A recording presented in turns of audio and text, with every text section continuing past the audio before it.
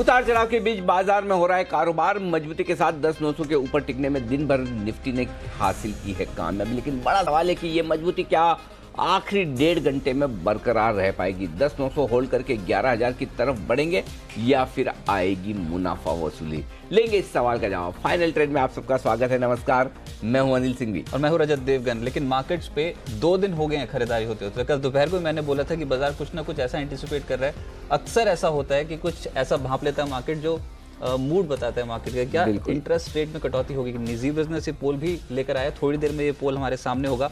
लेकिन फिलहाल बाजार में चाहे आप निफ्टी देख ले या फिर बैंकिंग स्टॉक्स, खासतौर से पीएसयू, तो वहां पर आज खरीदारी ज्यादा देखने को मिली। बिल्कुल, तो शानदार खरीदारी होती हुई दिख रही है, इसमें कोई डाउट नहीं। और ये कल भी इसी तरह का एक्शन आखिरी 1 घंटे में दिखा था, पूरे दिन भर कमजोर रहने के बाद मजबूत। लेकिन आज आखिरी घंटे में जाते वक्त पूरे दिन मजबूत रहने के बाद कहीं कमजोर तो नहीं हो रहे हैं, क्योंकि अभी पिछले 5 मिनटों में निफ्टी अपने ऊपरी स्तरों से तेजी से लुढ़का है और बैंक निफ्टी अपने ऊपरी स्तरों से लगभग 125-150 पॉइंट नीचे आया है। तो जरा एक बार फटाफट आप इंडेक्स पर नजर डाल लीजिए। देखिए किस तरह से एकदम तेजी से कमजोरी हुई। 10,950 के पार थे, अब 10,925 के नीचे। बैंक निफ्टी देखिए, बैंक निफ्टी भी इसी तरह का रुझान दिखाता हुआ नजर आ रहा है। आइए, तो ये है स्टॉक्स जो एक्शन में, इंडेक्स हैं जो आपको एक्शन में दिखेंगे। देखिए 27,350 था अभी थोड़ी देर पहले और अभी 27,200 के आसपास आता हुआ दिख रहा है। तो वोलेटिलिटी, उतार चढ़ाव भरपूर है। ओके, इस बीच एक बार फटाफट एसीसी के नतीजे बता दें। मार्जिन्स 0.13% से घटकर 12.5% के आसपास आए हैं। एसीसी के नंबर्स कमजोर दिख रहे हैं, इसमें कोई डाउट नहीं। तो कमजोर नतीजों के बाद लगभग 2.5% का नुकसान एसीसी के काउंटर पर आपको इस वक्त देखना पड़ रहा है। तो ये है पहला आंकड़ा ऑपरेटिंग प्रॉफिट का, जो थोड़ा सा बड़ा है, 443 करोड़ से बढ़कर 487 करोड़ के आसपास का। मार्जिन कम हुए लेकिन कामकाजी मुनाफा थोड़ा सा बड़ा है। और ये है एडजस्टेड मुनाफे का आंकड़ा है 230 करोड़ के आसपास का। हमारा 247 करोड़ का अनुमान था, तो थोड़ा कम आया है। लेकिन स्टॉक ज़्यादा गिर गया, इतना कम नहीं है, 2.5% स्टॉक नीचे है। विश्वेश जी बताइए, एसीसी पर राय नतीजों के बाद। मोर और less I think range bound energy, और अगला जो सपोर्ट आ रहा है 1334 का है, जो मेरे हिसाब से 30 जनवरी का लो भी था। तो मेरे हिसाब से अगर ये बिकवाली आ रही है तो कहीं ना कहीं इसको सपोर्ट मिलना चाहिए 1335 1330 की रेंज में। तो मेरे हिसाब से फिलहाल के लिए नो ट्रेड जोन होगा। नो ट्रेड, ना खरीदे ना बेचे, ये होगा बेहतर। चलिए, लेकिन आज फाइनल ट्रेड में क्या कुछ खास रहने वाला है, इस पे फटाफट से नजर डाल लेते हैं। एक तो फाइनल ट्रेड में रोज की तरह हम आपको बताएंगे कि कौन से ट्रिगर्स ऐसे हैं जो मार्केट्स पे असर डाल सकते हैं आज भी और कल भी। इसके अलावा खबरों में कौन से ऐसे शेयर है, रिजल्ट्स किन कंपनियों के हैं जहां पर इंपैक्ट देखने को मिला, और सबसे बड़ी बात ये कि जो हम ये बात कर रहे हैं कि क्या ब्याज दरों में कटौती होगी कि नहीं, इस पे बात करेंगे। और जी बिजनेस महापोल लेके आया, हर बार की तरह एमपीसी की बैठक शुरू हो गई है। इस पॉलिसी बैठक का आउटकम क्या होगा, ज्यादातर इकोनॉमिस्ट, बैंकर्स क्या मानते हैं, क्या पॉलिसी में ब्याज दरें घट सकती हैं या नहीं, और आरबीआई की कमेंट्री कैसी होगी, खासतौर से इस पे महापोल क्या कहता है, इसके आउटकम पे बात करेंगे। और साथ साथ बीटीएसटी कॉल्स तो होंगी ही, अनिल जी की स्ट्रैटेजी भी हो गई। अनिल जी की सुबह की स्ट्रैटेजी वो तो ऑलरेडी हिट हो गई। डेटा आ चुके हैं वैसे मेरे पास, थोड़ी देर में बदलेंगे तो अलग बात है, लेकिन मैं तैयार करने वाला हूँ। तो चलिए, ये है आपके लिए इस वक्त का हाल, और ढेर सारे नतीजे भी आने वाले हैं, उन पर भी हम फोकस करेंगे कि नतीजे किस तरह के दिख सकते हैं। हमारे साथ हमारे एक्सपर्ट्स का पैनल है। विश्वेश जी तो है ही जो एसीसी पर राय दे चुके हैं, राकेश जी और कुणाल जी हमारे साथ दिल्ली स्टूडियो से जुड़ चुके हैं, तो बस वो भी तैयार हैं। और इस बीच हमारी रिसर्च टीम भी जुड़ेगी, उनसे भी हम पूछेंगे। अभी इस वक्त हमारे साथ मानसी जुड़ चुकी है, और मानसी के पास चलते हैं, पूछते हैं क्या कुछ इन्फॉर्मेशन मानसी देने वाली है। बताइए मानसी। जी बिल्कुल, शुक्रिया अनिल जी। देखिए, आज के लिए मॉनेटरी पॉलिसी कमेटी की 3 दिवसीय बैठक जो है वो आज से ही शुरू हो चुकी है। काफ़ी महत्वपूर्ण है ये बैठक, क्योंकि इस बैठक में ब्याज दरों को लेकर सोच विचार होगा, और 7 फरवरी को क्रेडिट पॉलिसी आने वाली है। तो तीनों ही दिन बेहद अहम ये क्या 3 दिनों की बैठक है? जी बिल्कुल, ये 3 अरे दिन पहले 2 दिन की होती थी, 1 से 2 दिन, 2 से 3 दिन, मतलब कहीं आगे चलता है हफ्ते भर की तो नहीं हो जाएगी? इस बार क्रेडिट पॉलिसी के टाइमिंग्स में भी चेंजेस देखने को मिल रहे हैं, और ये बैठक भी 3 दिन के हैं। तो 3 दिन इतना क्या करेंगे? ब्याज दरें घटानी नहीं घटानी, बस इतना ही तो डिसीजन लेना है, इसमें 3 दिन लग जाएंगे। चलिए बढ़िया है। 7 फरवरी तक चलेगी और क्रेडिट पॉलिसी इसी के बाद आएगी। ओके, इसके अलावा हांगकांग के बाजार बंद थे कल और आज, और इनफैक्ट गुरुवार तक ये बाजार बंद रहेंगे। ल्यूनार न्यू ईयर बना रहा है हांगकांग, तो इसके चलते बाजार गुरुवार तक बंद रहने वाले हैं। साथ ही 2 कंपनियां हैं जिनकी बोर्ड बैठक होने जा रही है आज। ओबीसी की पूंजी जुटाने पर बोर्ड बैठक है और साथ ही अपोलो टायर्स भी बोर्ड बैठक कर रहा है, जहां पर पूंजी जुटाने को लेकर ही सोच विचार होगा। नतीजों की अगर बात करें, निफ्टी स्पेस में काफी सारे नतीजे वैसे आ चुके हैं, लेकिन गेल, टेक महिंद्रा, एचपीसीएल जैसी कंपनियां अभी भी अपने नतीजे पेश करने वाली हैं। साथ ही एफएनओ स्पेस में भी Apollo tyre, Torrent power, dish TV, OBC, Marico जैसी कंपनियों के नतीजे अभी आने बाकी हैं। और कैश में बॉम्बे डाइंग, एबी कैपिटल, सेंचुरी प्लाई जैसी कंपनियों के नतीजों पर हमारी नजर होगी। बात करते हैं कल की मेजरली कल इवेंट्स में नतीजे ही हैं। CG power, Cipla, Lupin, graphite India, Allahabad bank, IGL जैसी कंपनियां कल के दिन अपने नतीजे पेश करेंगी, तो इन तमाम कंपनियों के नतीजों पर भी हमारी नजर होगी। तो जब आप नतीजों की बात कर रहे हैं तो यहाँ पर एक तुरंत ही नतीजों के दम पर बीटीएसटीडी का बिगुल बजाने की बात कह रहे हैं राकेश जी। राकेश जी कह रहे हैं कि जल्दी से बिगुल बजाइए और मेरे पास आइए, चलते हैं बीटीएसटीडी के बिगुल के साथ।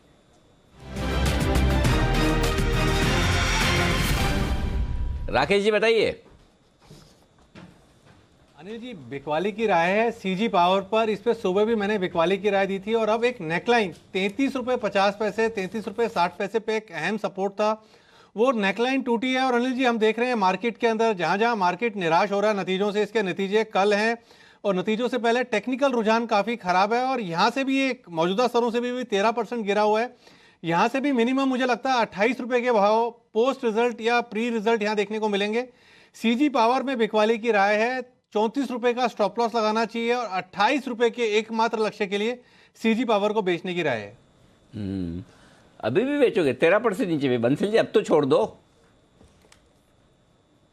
नहीं अनिल जी, अभी तो क्या है कि धीरे धीरे करके गया है। अब जो नेकलाइन टूटी है अब बड़ा तेजी से गिरेगा ये स्टॉक, तो मेरे को लगता है कि जिन्होंने बेचा है वो सेल साइड की पोजीशन को होल्ड करें, इसके रिजल्ट्स और जिन्होंने मिस कर दिया है, प्राइस को चेस कर रहे थे, अभी भी देरी नहीं हुई है और यहाँ पे भी बिकवाली की राय है। अभी भी देरी नहीं। अच्छा रजत इस बीच कुछ इन्फॉर्मेशन दे रहे हैं। रिजल्ट जो 7 को आने थे, 6 फरवरी को, माफ करिएगा, हाँ कल, वो अब 12 को आएंगे। क्यों?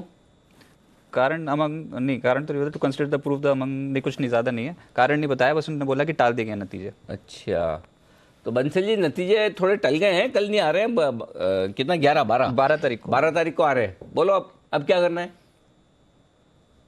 अनिल जी, बेचना चाहिए। देखिए नतीजे टले हैं तो ये कोई चीज पॉजिटिव तो है नहीं है। जो कंपनी अपने नतीजों की डेट खराब अनाउंस नतीजे करती टले है हैं और तो उसके बाद पॉजिटिव उसको भी माना जाएगा ना, postpone थोड़े दिन बाद आएंगे हम तो पॉजिटिव देखने वाले लोग हैं। नहीं अनिल जी, नहीं मुझे लग रहा है अनिल जी कुछ हिडन निकल के आएगा शायद, तो अच्छा। बिकवाली की राय है, मिस नहीं करना चाहिए, बेचना ही चाहिए तो इसको। सही है, बंसल जी अंदर की बात बता रहे हैं, ये बात सही है। अगर नतीजे टलना अच्छी बात तो नहीं है किसी भी लिहाज से। चलिए ठीक है, नतीजे टले हैं, अब 12 तारीख को आएंगे। लेकिन ये ऐसी मतलब शार्प फटाफट फास्ट इन्फॉर्मेशन रजत ही निकाल के दे। रजत, आपको कैसे आइडिया है कि नतीजे टल गए? मैं ढूंढ के बताऊं। इतने खराब नतीजे एक्सपेक्टेड नहीं है इस कंपनी से, ठीक ठाक नतीजे देगी, लेकिन फिर भी अब जब नतीजे टल गए तो ऐसा लगा स्टॉक में गिरावट है, तो कुछ ना कुछ तो होगा। रिजल्ट से पहले इतनी स्ट्रॉन्ग बिकवाली नहीं होती काउंटर में सीजी पावर में अक्सर। चलिए बढ़िया, तो रजत ने 13% बेहतरीन नीचे आ गए। इन्फॉर्मेशन, यहाँ बिल्कुल बड़ी काम की इन्फॉर्मेशन आपने बताई है, ये बड़ी काम की। अच्छा, एक सवाल है आपसे विश्वेश जी, ये आरकॉम पहले वायदा कारोबार के बेंच से बाहर निकलेगा या सुजलोन पहले जीरो होगा? डिफिकल्ट क्वेश्चन है।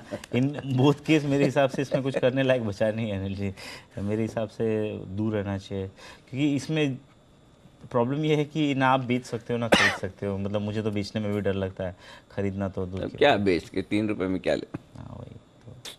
क्या बेच लोगे, क्या खरीद लोगे? चलिए जाने दीजिए। लेकिन आज जो कमज़ोर क्वालिटी के शेयर हैं वो लाइन से बढ़िया वाले गिरे हुए हैं। देखिए सबसे टॉप लूजर परसेंटेज में बता रहा हूँ, सुजलोन, आरकॉम, आर पावर, जेपी एसोसिएट और फ्रेश बिकवाली आई है, वो है बंसल जी के पसंदीदा पीसी ज्वेलर्स में। बंसल जी, पीसी ज्वेलर्स 13%, 14% ये नीचे। अब इसको क्या हुआ? अब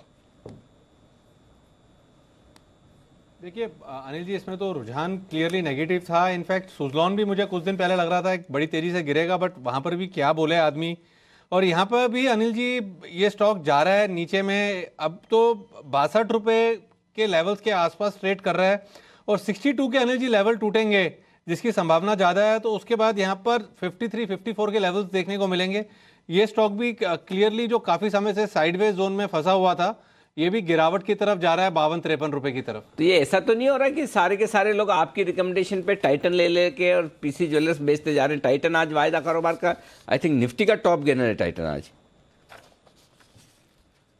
देखिए अनिल जी, टाइटन तो प्रोडक्ट मिक्स काफ़ी उसकी अच्छी है, दोनों का कोई कंपैरिजन नहीं है। टाइटन में तो आपको लेदर प्रोडक्ट्स भी मिलते हैं, आई केयर भी है, अब तो इसका वुमन वेयर भी आ गया। कल ही तो बताया था, मैं भूल गया। हाँ राइट राइट, कल ही बताया था, साड़ियाँ भी रखने लगे अभी तो आपने, इसी का बताया था ना आपने कल। इसका एक तानारिया करके एक ब्रांड आया, अच्छा एक अलग आउटलेट खुले हैं और काफी अच्छा। अपोलो टायर्स के रिजल्ट आ गए, पहले मैं अपोलो टायर्स के रिजल्ट रख दूं। 198 करोड़ के मुनाफे का आंकड़ा है, अंदाजा था 245 करोड़, नहीं 245 करोड़ से घटकर 226 का आंकड़ा चाहिए था, 226 के मुकाबले में आया है 198 करोड़। तो पहला आंकड़ा तो है खराब, जो मुनाफे का है उम्मीद से कम है। बाकी आंकड़े हम आपके सामने फटाफट रखेंगे अभी, लेकिन उससे पहले रिजल्ट्स आ चुके हैं, तो रिजल्ट्स एक बार फुर्ती से आप देख लीजिए। नतीजे सबसे पहले आप देख सकते हैं जी बिजनेस पर और अपोलो टायर के नंबर। 60 करोड़ की प्रोविजनिंग।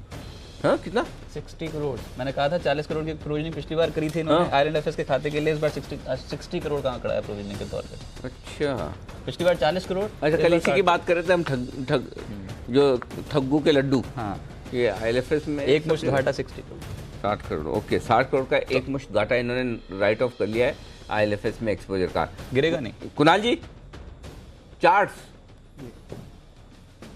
अनिल जी देखिए 198 रुपए पर बड़ा सपोर्ट है और आज भी आप देखिए इंट्राडे लो 198 का है। खबर खराब आने के बावजूद देखिए नीचे नहीं जा रहा है, तो मुझे लगता है कि इसका स्ट्रक्चर ठीक है। पुल बैक का कैंडिडेट है, 205 रुपए के ऊपर मजबूत हो जाएगा, 205 के ऊपर बाय करना है और नीचे की ओर जब तक 198 ना टूटे, नया शॉर्ट ना करें, तो 198 और 205 ये दो लेवल्स हैं अपोलो टायर्स के लिए फ्यूचर्स के। अच्छा, पर इन्होंने पिछली बार 40 करोड़ का किया, इस बार 60 करोड़ का कर दिया, कुल एक्सपोजर 200 करोड़ का है, तो धीरे धीरे करके बाजार यही एंटिसिपेट करेगा कि 100 करोड़ की और प्रोविजनिंग कर देंगे, क्योंकि उम्मीद नहीं है इनको कि 200 करोड़ रुपए इनको वापस मिलेंगे IL&FS के खाते से। तो धीरे धीरे करके निकालते जाएंगे।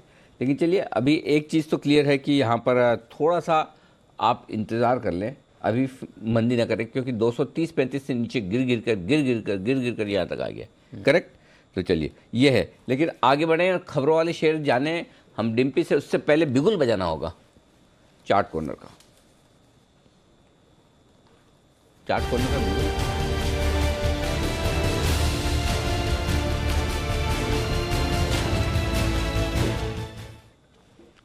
कुणाल जी और राकेश जी तैयार हैं बिगुल के बाद? सर आप दोनों में से किसी एक को बोलना है। अनिल जी देखिए बिकवाली की राय है और बेचना है वो काउंटर जिस पर देखिए सारे लोग मोहित हैं। ये काउंटर है NBCC, जिसका स्ट्रक्चर बेहद कमजोर हुआ है। एक पैटर्न बना है जिसको हेड एंड शोल्डर्स पैटर्न कहते हैं और इसका ब्रेकडाउन 55 रुपए के नीचे आज ही दर्ज हुआ है। जिस तरह का फॉल यहां पर आ रहा है, मुझे लगता है कि 50 के भी नीचे शर्तिया ये काउंटर जाने की संभावना रखता है। इन स्तरों पर डेफिनेटली शॉर्ट करें, स्ट्रक्चर बहुत ही कमजोर हुआ है, ब्रेकडाउन बहुत दमदार है, मौजूदा स्तरों पर शॉर्ट करें। Over to Rakesh. अनिल जी काफी खराब टेक्निकल रुझान है जो पुल बैक NBCC में देखने को मिला था, टेक्निकली वो खत्म हो चुका है और अब ये स्टॉक जैसे अभी कुणाल जी ने बोला 50 के नीचे जाने के लिए तैयार है। यहाँ पे मुझे लगता है मिनिमम 48.50 तक की गिरावट शॉर्ट टर्म में देखने को मिलेगी prior to results.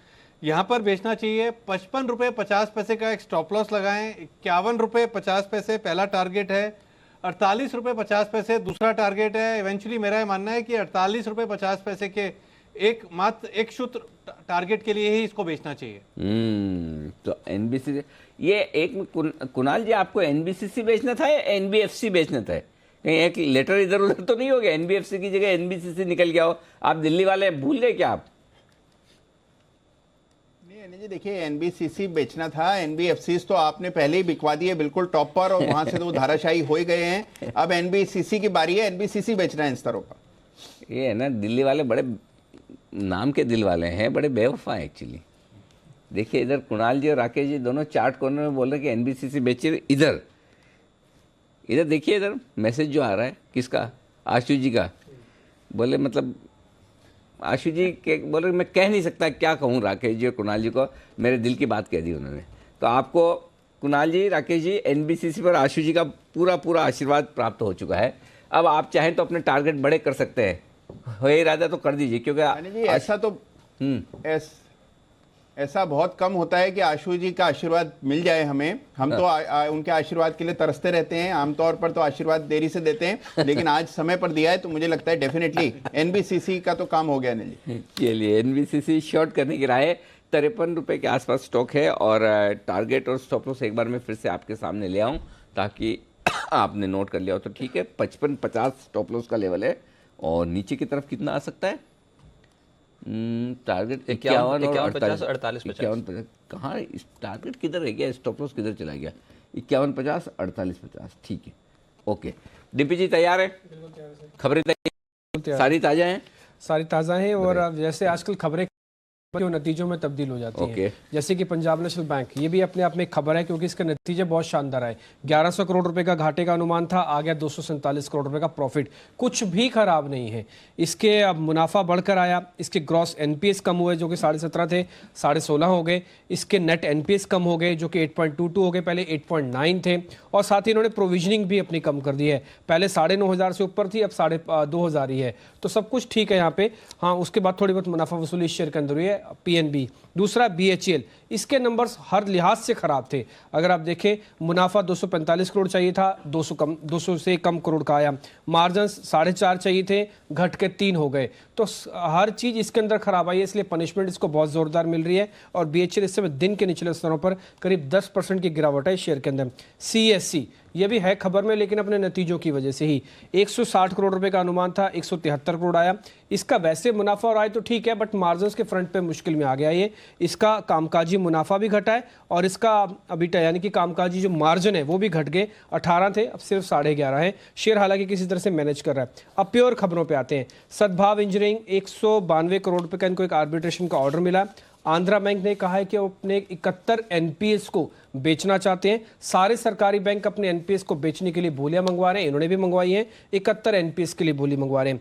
Jubilant foodwork की सफाई आई है कि इन्होंने जीएसटी कटौती का फायदा ग्राहकों को दिया, जो 71 करोड़ रुपए की पेनल्टी एनएए ने लगाई थी, वो बात कर रहे थे वो, तो वो कह रहे कि ऐसा कोई है नहीं, हमने तो पूरा पैसा दिया, लेकिन फिर भी जुबिलेंट आज 10% नीचे। एक नई प्रॉब्लम रॉयल्टी की इसके साथ जुड़ गई है।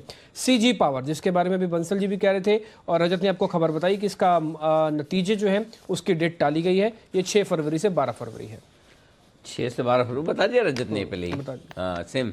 तो चलिए ये है, लेकिन इस बीच ढेर सारे स्टॉक्स जो एक्शन में, जुबिलेंट फूड पर एक बार राय ले लें। विश्वेश जी, क्या करना है? ये तो मतलब स्टॉक बिल्कुल ही खराब हो गया। पहले तो सुबह 41 करोड़ की वो खबर आई थी जीएसटी वाली, वो तो ठीक थी, लेकिन अब ये जुबिलेंट नाम की ये मांग रहे हैं कि रॉयल्टी दे। ये तो पहले मेरे ख्याल से हिंदुस्तान में रॉयल्टी वाला काम पहले आमतौर पर तो सारी विदेशी कंपनियाँ ही रॉयल्टी मांगती है, तो क्या करना है इसमें? मेरे हिसाब से आज का जो लो है वो समवेयर अराउंड सपोर्ट के आसपास ही है 1162, और वहाँ से बहुत ज़्यादा स्ट्रॉन्ग पुल बैक दिखा गया। तो मेरा ऐसा मानना है कि ब्रॉड रेंज बन जाएगी, क्योंकि स्टॉक रिलेटिवली अच्छा था और जो लेवल से बाइंग आई थी वहाँ से मेरे हिसाब से फिर से एक बार सपोर्ट आ रहा है।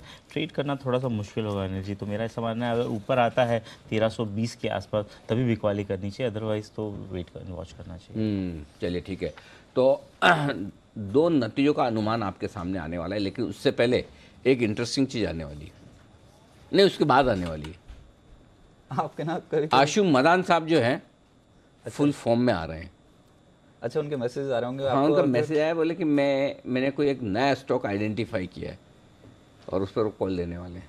तो चलिए थोड़ी देर में आशु मदान साहब हमारे साथ फोन लाइन पे जुड़ेंगे और उनकी एक किसी नए स्टॉक पर सही और सटीक स्ट्रेटेजी आई है, वो बता रहे हैं कि मैंने एक नया स्टॉक आइडेंटिफाई किया। पुराने वाले तो आपको बताइए उनके हाल कैसे हैं। इस तेजी का चुन लिया होगा तो ना, कोई चांस ही नहीं है ऐसे माहौल में, मतलब वो तेजी का चुने। एक बार चाहिए तो आपको ऐसा डाउट है तो मैं पूछवा लूँ, एक बार पोल करवा लेते फटाफट। विश्वेश जी अंदाजा लगाइए, आशु जी की स्ट्रेटेजी तेजी की होगी मंदी की होगी इस माहौल में? करंटली देख के तो ऐसा लग रहा है कि उन्होंने मंदी की होगी। कुणाल जी? देखिए, मुझे कोई इनसाइडर इन्फॉर्मेशन तो है नहीं अनिल जी, लेकिन मुझे ऐसा लगता है कि इस बार वो तेजी की राय देंगे। अच्छा, राकेश जी? अनिल जी देखिए, आशु जी काफी अनप्रेडिक्टेबल हैं। आपको मालूम नहीं है, अभी जब बजट कैफे के लिए मुंबई आए थे, वो मुझे 5 रेस्टोरेंट्स में ले गए एक ही दिन में।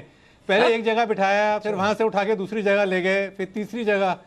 तो काफी अनप्रेडिक्टेबल है, बट जैसा उनका नेचर है, बिकवाली की कॉल ही होगी। नहीं, इसमें परेशान क्यों? 5 जगह बिल आपने दिया था या उन्होंने दिया था? अनिल जी बिना खिलाए पिलाए उठाया उन्होंने। अरे बाप रे। हाँ, फिर तो परेशान होना हमारे बनता है। चलिए, तो आशीष सर हमारे साथ थोड़ी देर में जुड़ने वाले हैं, उनसे पूछेंगे, लेकिन उससे पहले एक ट्यूब इन्वेस्टमेंट के रिजल्ट आए, वो रिजल्ट हम आपके सामने रख दें। 32 करोड़ से मुनाफा बढ़कर 62 करोड़ आया है। कुणाल जी, जल्दी से ट्यूब इन्वेस्टमेंट के चार्ट बताइए। देखिए अनिल जी, इस काउंटर को मैंने और राकेश जी ने 10 की कमाई में रेकमेंड किया हुआ है। ये स्टॉक बेहतरीन चार्ट स्ट्रक्चर है इसका, ये ट्रेडिंग के लायक बिल्कुल भी नहीं है क्योंकि ये बहुत ही इलिक्विड काउंटर है, तो इसमें ट्रेडिंग की हिदायत नहीं है, लेकिन इसमें मुझे तेजी बनती दिख रही है। और मुझे लगता है कि एक बार के लिए यहाँ पे 342 344 के दाम आपको, यानी कि 10 रुपए की तेजी और मुमकिन है शॉर्ट टर्म में, लेकिन उसके लिए मैं ट्रेड करने की राय नहीं देता हूं। मुझे लगता है जिनके पास पोजीशन है, जिन्होंने हमारी राय पर खरीदा है, उनको होल्ड करना चाहिए। स्टॉप लॉस रखें बड़ा और इसको पोजिशनल बेसिस पर रखें। काउंटर एक आउट परफॉर्मिंग काउंटर है, होल्ड करने की राय। 1260 करोड़ से आय बढ़कर पहुंच गई है 1460 करोड़। इस कंपनी का मुनाफा 32 करोड़ से बढ़कर 62 करोड़। फिलहाल स्टॉक में हल्की खरीदारी देखने को मिल रही है, 335.80 का मौजूदा स्तर। लेकिन एचपीसीएल और गेल के नतीजे आने हैं और ऑयल एंड गैस सेक्टर को ट्रैक करते हैं संदीप, जो कि मेरे साथ इस समय मौजूद हैं। संदीप, बताएं नतीजे कैसे रह सकते हैं एचपीसीएल और गेल के? देखिए, गेल की पहले बात करें तो नंबर्स वीक रह सकते हैं। इनके 4 सेगमेंट्स हैं जिसमें गैस, ट्रांसमिशन, ट्रेडिंग, पेटकेम और एलपीजी शामिल है। अगर आप एलपीजी को छोड़ दीजिए, बाकी सभी सेगमेंट्स इस बार कमज़ोर रह सकते हैं। ट्रांसमिशन वॉल्यूम घटेंगे क्योंकि पावर सेक्टर से मांग कम है। ट्रेडिंग साइड की जहाँ तक बात है, जहाँ से ये गैस खरीदते हैं वहाँ पे कीमतें ज़्यादा थी और स्पॉट मार्केट में कीमतें कम थी, तो जो ट्रेडिंग वाला बिजनेस है वो भी इस बार घाटे में रहेगा।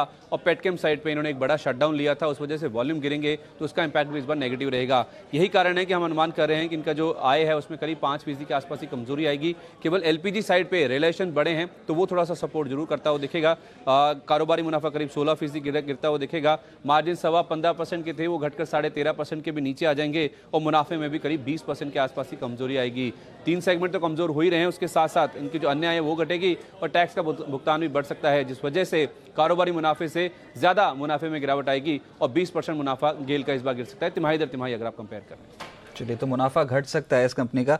विश्वेश जी, एक बार फटाफट से अगर आप देख के बताएं कि गेल इस फिलहाल चार्ट्स पे कैसा लग रहा है? आज सुबह नितिन जी ने आज गेल का खरीदारी करने की राय दी नतीजों के लिहाज से, कॉल ऑप्शन 330 वाला। आई एम श्योर वो तो बढ़िया चल रहा होगा। तो उस समय तो भाव 326-27 के आसपास ही होता था जहाँ तक मुझे याद है। तो देखो ना आप, वो देखो सुबह सुबह 9 साढ़े 9 बजे भाव तो वही था, बढ़िया एकदम, है ना? 27-28 के आसपास। विशेष जी अभी भी ले ले। 330 का कॉल चल रहा है 11.5 रुपए का अच्छा। करंटली। मेरे हिसाब से हाईएस्ट ओपन इंटरेस्ट है 5,46,000 का 330 के कॉल ऑप्शन में। लेकिन यहाँ पे जो रणनीति मैं सजेस्ट करूंगा वो ये करूंगा कि 330 का जो कॉल ऑप्शन है वहाँ पे हाईएस्ट हुआ है और लास्ट 10-15 दिन में स्टॉक वहीं से फेल हो रहा है। तो करना ये होगा 330 का कॉल एक लॉट बेचना है और उसके सामने 360 के 3 कॉल ऑप्शन खरीदने हैं आपको। तो 330 का अगर आप कॉल ऑप्शन बेचते हो तो आपको 11.70 रुपये मिलते हैं और अगर 360 का आप 2.25 रुपये में बेचते हो तो मोटा मोटी आपको 7 रुपये की डेबिट आती है, तो फिर भी आपको 4 रुपये का क्रेडिट आता है। मेरा ऐसा मानना है जैसे ही 330 स्टॉक में निकलेगा वैसे स्टॉक में एक स्ट्रॉन्ग मोमेंटम आएगा इन अ वेरी शॉर्ट टर्म। अगर मोमेंटम नहीं भी आता है 330 से फेल हो जाता है तो आपको फिर भी 4 रुपये आपकी जेब में मिल रहे हैं। तो अगर नीचे जाता है तो आपको कोई नुकसान नहीं, 4 रुपये का प्रॉफिट है। और अगर जोर से 330 के ऊपर जाता है तो आपको मुनाफा होगा। तो आप तेजी की स्ट्रैटेजी बोल रहे हैं, तो तेजी की स्ट्रैटेजी। नितिन जी, जरा आपने जो सुबह दी उसको अपडेट कर दी। अच्छा, मैं तो ऐसे बोल रहा हूँ जैसे नितिन जी टीवी के सामने ही बैठे हैं, सुन रहे हैं, लेकिन सुन ही रहे होंगे और नहीं भी सुन रहे होंगे तो एसएमसी में से कोई न कोई तो उन तक बात पहुंचा ही देगा। लेकिन इस बीच सेंट गोबिंद का नतीजे आए आपके सामने, वो रख दूँ। 40 करोड़ से मुनाफा बढ़ा है पूरा 1 करोड़, अब हो गया 41 करोड़। नहीं आय नहीं, हाँ आय 41 करोड़ हुई रजत। हाँ ठीक है। और मुनाफा जो है 5.3 करोड़ से घटा है, यहाँ पर 4 करोड़ के आसपास की फिगर जो है मुनाफे के तौर पर 20 लाख का फर्क है। हाँ, 5 करोड़ मुनाफा और वो घटा है 5.3 करोड़ से। न आय में कुछ खास बढ़त हुई है, बड़ा घटा है, न मुनाफा कुछ बड़ा घटा है। शेयर बढ़ेगा घटेगा या नहीं वहीं रहेगा? कुणाल जी बता दीजिए सेंट गोबिंद। देखिए अनिल जी, ये बीएससी का स्टॉक है, इसमें कोई खास मोमेंटम बनता हुआ मुझे नजर नहीं आ रहा है। मुझे लगता है कि इसको मौजूदा स्तरों पर एक बार के लिए इग्नोर करें, बेहतर है। 52 के ऊपर मजबूत होगा। अभी 50 रुपये 50 पैसे का रेट चल रहा है। जब तक 52 पार नहीं होगा तब तक किसी तरह की स्ट्रेंथ नहीं नजर आती है चार्ट पे, तो मुझे लगता है अवॉइड करें, बेहतर है। ओके। और इस बीच नितिन जी का कॉल आ चुका है। गेल का जो कॉल ऑप्शन खरीदने की उन्होंने सुबह राय दी थी उसे होल्ड करें, डेटा पॉजिटिव है, बस उनको डेटा अच्छा लग रहा है, कहीं कोई चिंता की बात नहीं है, आप डेटा पॉजिटिव रखकर होल्ड कर सकते हैं। आइए अब एचपीसीएल रह गया, एचपीसीएल ले लो, फिर आशु मदान साहब भी तैयार है, पहले पूछो जल्दी। संदीप फटाफट से बता दीजिए एचपीसीएल कैसे नतीजे आ सकते हैं? एक गेल का मुनाफा आ चुका है, गेल 1680 करोड़ का मुनाफा आता हुआ दिख रहा है, तो गेल का जल्दी से निकालिए। 1 मिनट, गेल गेल गेल गेल गेल कहाँ है? ओके, गेल का ये रहा पोल, हमारा अंदाजा था 1564 करोड़। वाह, मुनाफे का पहला आंकड़ा। सबसे पहले नतीजे आप देख रहे हैं जी बिजनेस पर 1680 करोड़। ये है मुनाफे का आंकड़ा, आपकी स्क्रीन पर फ्लैश होता हुआ दिख रहा है। 1564 करोड़ से बढ़कर 1680 करोड़। तो गेल का नतीजा आपकी स्क्रीन पर आते हुए गेल का नंबर पहली नज़र में बेहतरीन नज़र आ रहा है। गेल का स्टॉक देखिए, अभी बात हो रही थी और अभी आपको थोड़ी देर में रिजल्ट के बाद हम अपडेट भी कर देंगे नितिन जी क्या कहते हैं उनके ऑप्शंस के बारे में। लेकिन इस बीच नतीजे आ चुके हैं गेल के। पहला आंकड़ा मुनाफे का, और आंकड़े कुछ दिख रहे हैं? अभी सिर्फ 1680 करोड़ का मुनाफे की फिगर आई है, हमारे अनुमान से तो बहुत ऊपर निकल गई आंकड़ा। 19,780 ये आय का आंकड़ा है जो बेहतर है। 13,318 करोड़ का हमारा अनुमान था। तो आय का आंकड़ा और मुनाफे का आंकड़ा उम्मीद से कहीं बेहतर, और यही वजह है स्टॉक तेज दौड़ लगाता हुआ गेल का। कुणाल जी जल्दी से लेवल बताइए। अनिल जी अभी ब्रेकआउट आ रहा है 332 रुपए के ऊपर फ्यूचर्स में ये ब्रेकआउट आया है। मुझे लगता है 335-50 336 का लेवल इंट्राडे में ये काउंटर दिखा सकता है। तो गेल में नया ब्रेकआउट, फ्रेश ब्रेकआउट मौजूदा स्तरों पर आता हुआ दिख रहा है। 330 रुपए 50 पैसे पर स्टॉप लॉस रखें। 336 के टारगेट से मुझे लगता है गेल बाय करना चाहिए। अन्य आय का जो कंपोनेंट है उसमें 220 करोड़ का आंकड़ा यहाँ पर कंपनी ने दर्ज किया, लेकिन उसको भी अगर एडजस्ट कर लें तो फिर भी हमारे अनुमान से थोड़ा ऊपर ही जा रहे हैं आंकड़ा। अब 1680 करोड़ की जो आय है वो कहीं ना कहीं हमारे अनुमान से ऊपर है। 333 फ्यूचर पहुंच गया। माय गॉड, 338 दौड़ लगा रहा है गेल का स्टॉक। वाह, वंडरफुल। विश्वेश जी कैसे कर लेते हैं आप? नितिन जी मैंने तो कुछ किया ही नहीं सर, नितिन जी ने किया है। नितिन जी तो खैर सुबह से कर रहे हैं, इसमें कोई डाउट ही नहीं। नितिन जी अभी आपको थोड़ी देर में अपडेट करेंगे, लेकिन अभी तक नितिन जी की तरफ से मुनाफा वसूल करने की राय आई नहीं है। देखिए, और स्टॉक दिन के हाई पॉइंट पर ट्रेड करता हुआ दिख रहा है। तो गेल है आपके लिए दमदार नतीजे होते हुए दिख रहे हैं इस वक्त आपके सामने। चलिए, लेकिन ऑयल एंड गैस स्पेस में खरीदारी है। पर एक मिनट में, ये अभी जो आंकड़ा है इसमें 338 तक तो पहुंच चुका है। विश्वेश जी एक बार देखिए, आप क्या बोल रहे हैं? फाइनल रेजिस्टेंस आपके हिसाब से कहोगे? नितिन जी से बात करेंगे, आप बताइए फाइनल रेजिस्टेंस कहां पर आज के लिए आप ट्रेड करते हैं? देखिए मेरे हिसाब से द रीज़न मैंने आपको बैक स्प्रेड सजेस्ट किया बिकॉज फ्यूचर के लेवल पे जो रेजिस्टेंस है वो 337 के आसपास है, और फ्यूचर समहाउ जहाँ तक मेरा डेटा है डिस्काउंट में चल रहा है। तो डिस्काउंट में 5 रुपये का डिस्काउंट, इतना बड़ा डिस्काउंट है फ्यूचर में। अभी तक 337 नहीं निकला है और कैश पहले ही दौड़ लगा चुका है। 330 के कॉल ऑप्शन में हाईएस्ट है। अगर फ्यूचर 337 के ऊपर स्टेबल होता है तो फिर 360 अगला लेवल है। तो उस सूरत में यहाँ पे शायद फिजल आउट हो सकता है और वॉलेटिलिटी इतनी ज़्यादा नहीं है। तो मेरे हिसाब से ऑप्शन रणनीति के द्वारा ट्रेड करना चाहिए। 330 का या तो नेकेड कॉल खरीदे या 330 का बेच के आप 360 के 3 कॉल ऑप्शन खरीदे। ओके, तो ये 338.50 पर फ्यूचर कैश फ्यूचर थोड़ा सा नीचे चल रहा है। लेकिन नितिन जी का मैसेज आया 15.5 रुपये का हाई बनाया कॉल ऑप्शन ने, 16 रुपये का टारगेट। अब 16 का टारगेट तो उनका जो टारगेट है उससे थोड़ा पहले तो घूम ही जाता है, लेकिन बाद में शायद और आगे निकलता हुआ नजर आए। ये है आपके लिए गेल का नतीजा। और नतीजे के पहले आपको नितिन के पीसीआर में आज मिल गई कमाई की स्कीम। आइनॉक्स लीजर इस वक्त आ चुका है, मुनाफा बढ़ा, ओह माय गॉड, 13 करोड़ से 36 करोड़। क्या बात है, इतना जबरदस्त मुनाफा आइनॉक्स लीजर। अरे मुझे याद है बंसल जी, ये तो वही स्टॉक है ना जो आप बार बार रिकमेंड करते थे, आइनॉक्स। 13 करोड़ से मुनाफा 36 करोड़। अनिल जी एक दो बार स्टॉक को रिकमेंड किया था, और अब आप देखें तो अनिल जी चार्ट भी काफ़ी पॉजिटिव है, और जिस तरीके का टेक्निकल रुझान है 262 के ऊपर एक नया ब्रेकआउट देखने को मिल रहा है। 263 का अनिल जी यहाँ स्टॉप लॉस बैठता है, और ये स्टॉक अनिल जी ऊपर में 280 283 पहला टारगेट है, और उसके बाद 290 तक स्टॉक जाने का पोटेंशियल रखता है। Technical structure clearly neat clean positive है, बाय मोड पर है, खरीदारी की राय है। खरीदारी की राय। कुणाल जी जल्दी अभी वाले लेवल बताओ। ब्रेकआउट चार्ट पर आता हुआ नजर आ रहा है, और जैसे अभी आप राकेश जी बता रहे थे, मुझे लगता है कि सबसे पहला रेजिस्टेंस 282 रुपए पर 282 पर अब पहला रेजिस्टेंस देखने को मिलेगा। तो अभी भी इसमें और जगह दिखती है, 282 तक मुझे लगता है आज इंट्राडे में जा सकता है। स्टॉप लॉस थोड़ा बड़ा रखना पड़ेगा, और अगर बड़े स्टॉप लॉस के साथ काम करें तभी खरीदें। 282 मुझे लगता है आज इंट्राडे टारगेट होगा। 282 इंट्राडे का टारगेट है, और स्टॉप लॉस क्या रखना है?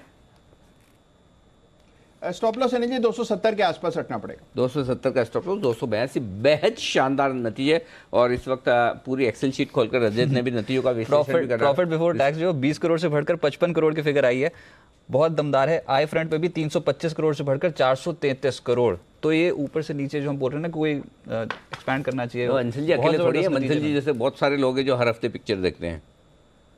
मूवी वाले बिजनेस में ना ये तो मल्टीप्लेक्सेस है आइनॉक्स के, तिमाही दर तिमाही आधार पर भी बहुत बढ़िया नतीजे दिए। हर लिहाज से तगड़े नतीजे हैं। चलिए अच्छे नतीजे हैं ये है। आइए अब आशु मदान साहब को कार्यक्रम में शामिल करते हैं, उसके बाद कल के 2000 भी आने वाले हैं और निफ्टी और बैंक निफ्टी के आखिरी घंटे की स्ट्रेटेजी भी। आशु सर बताइए सर, पहले तो आपने कुछ नया आइडेंटिफाई किया, बताइए क्या किया है।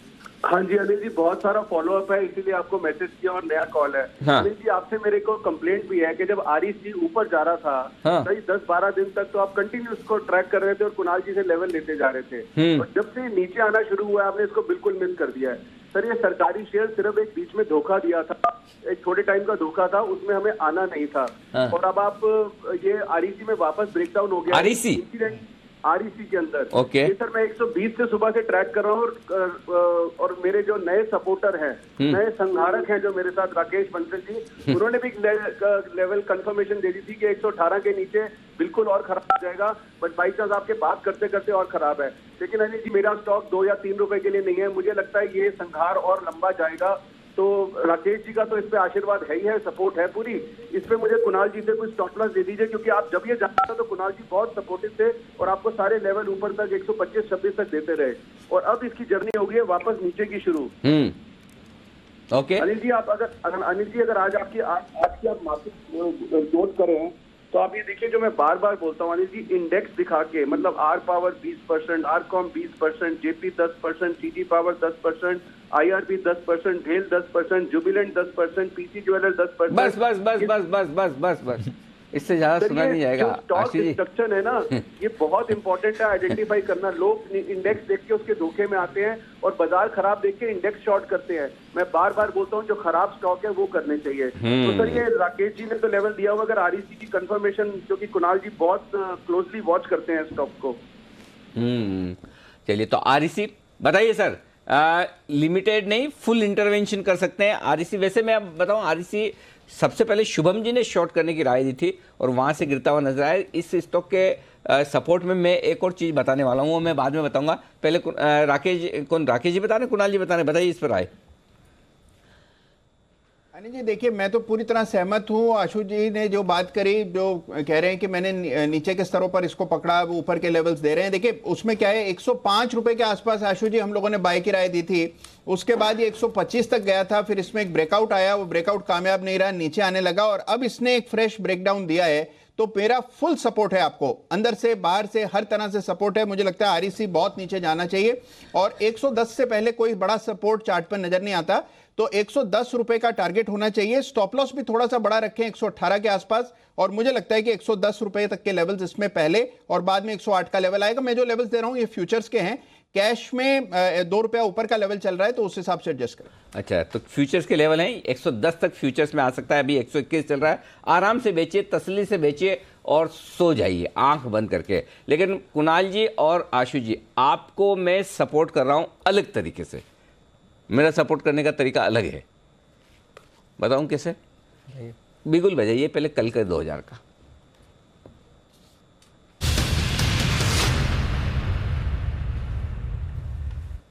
ओके, तो कल के 2000 में मैं शॉर्ट करने की राय देना चाहता हूं, लेकिन REC नहीं, PFC।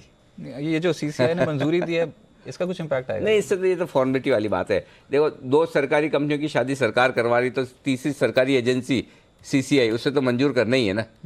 तो उसमें उनके हाथ में कुछ है नहीं।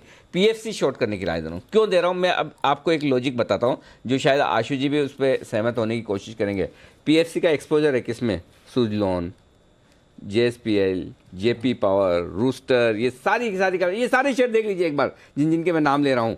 सुजलॉन, JSPL, JP पावर, हैं, ये देख लो। अब पूरे सेक्टर के हाल ऐसे हैं, तो फिर आप क्या करोगे ये देख लो।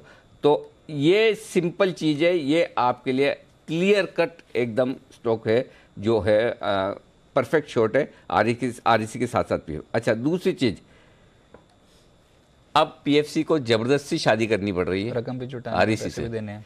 उल्टा था, पहले आइडिया ये था कि PFC जाएगी REC के पास, अब उल्टा हो गया। नहीं, PFC के पास पैसे ज़्यादा दिखे तो भाई REC भी इनको चिपका दो।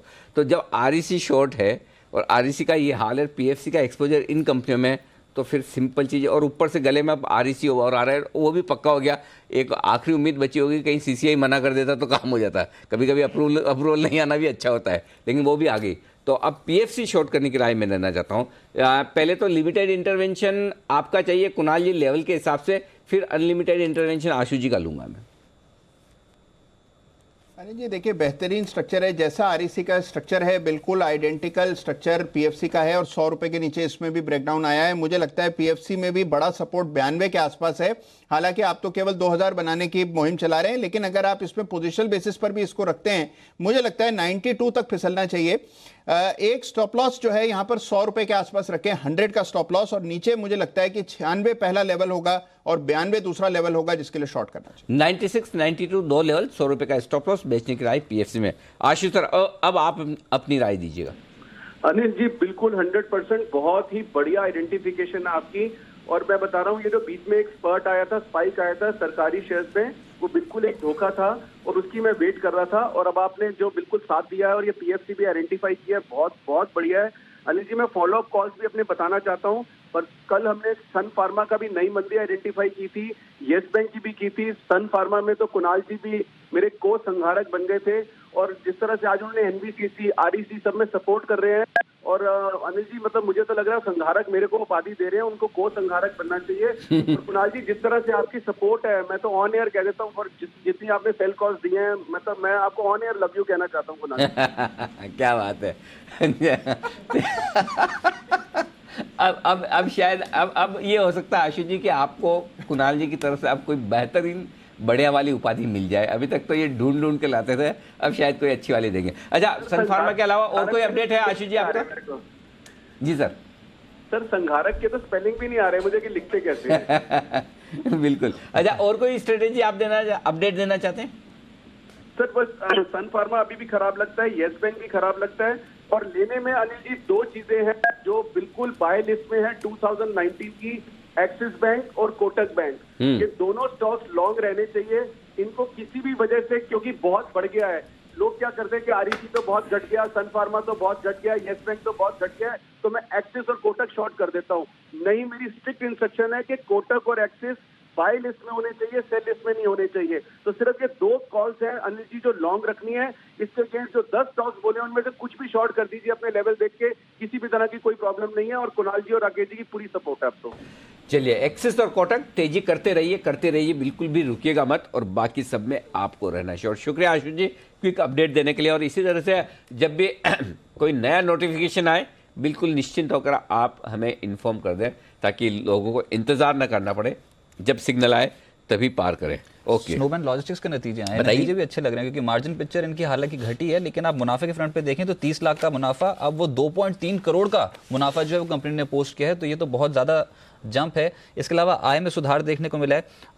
वहाँ पर आंकड़ा, पहले EBITDA का आंकड़ा देख लेते हैं। 13 करोड़ से बढ़कर 14.4 करोड़ का कामकाजी मुनाफा इन्होंने दर्ज किया, और आय भी 50 करोड़ से बढ़कर लगभग 60 करोड़ पहुंचती हुई नजर आई है। तो ठीक नतीजे लग रहे हैं एक बार देखने से। एक बार कुणाल जी आप देख के बताएं, स्नोमैन लॉजिस्टिक्स सर बहुत समय से नहीं चला, आज 5% ऊपर है नतीजों के बाद।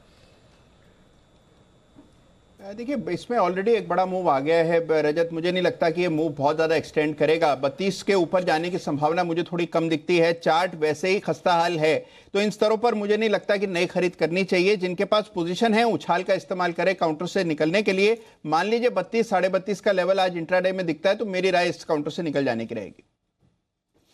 चलिए, लेकिन अनिल जी ये स्ट्रैटेजी का टाइम हो गया, तैयारी बिल्कुल तैयारी, एकदम तैयारी, आप बताइए। लेकिन उससे पहले जो सुबह आपने स्ट्रैटेजी दी थी, एक बार वो देख लेते हैं कि आपने बोला क्या था, क्योंकि मेरी बैक एंड टीम मेरे को बता रही है कि सुबह की आपकी स्ट्रैटेजी बिल्कुल हिट हो गई। ठीक थी? हाँ ठीक थी। एक बार देख लेते हैं, याद ही नहीं, एक बार देख लेते हैं फिर भी क्या। हाँ बताओ। बाजार दिन के हाईएस्ट पॉइंट पर आ चुका है इस वक्त 10,930। नॉक पार करूं कि नहीं, लगातार कह रहे हैं कि बार बार जाता है, घंटी पे हाथ बजाऊं कि नहीं, वो वाला हाल है। तो अभी देखिए पार करने की तैयारी तो हो रही है। दिन के हाई पॉइंट पर बैंक निफ्टी भी है, बचा हुआ सेशन भी रहेगा बेहद इंटरेस्टिंग। बाजार के अंदर तेजी तो बन रही है, और तेजी इस तरह की है कि वो बैंक के द्वारा आपको ज़्यादा कॉन्फिडेंस दिख रहा है। आज सुबह से ही बैंकिंग स्टॉक्स जो है वापस से दम लगा रहे हैं, तो बैंकों की बदौलत निफ्टी को बार बार ऊपर आना पड़ रहा है। और निफ्टी में हालांकि ऐसा नहीं कि निफ्टी में अपना दम नहीं है, निफ्टी के भी मार्केट ब्रेड में आज सुबह से ज़्यादा डैमेज हुआ नहीं।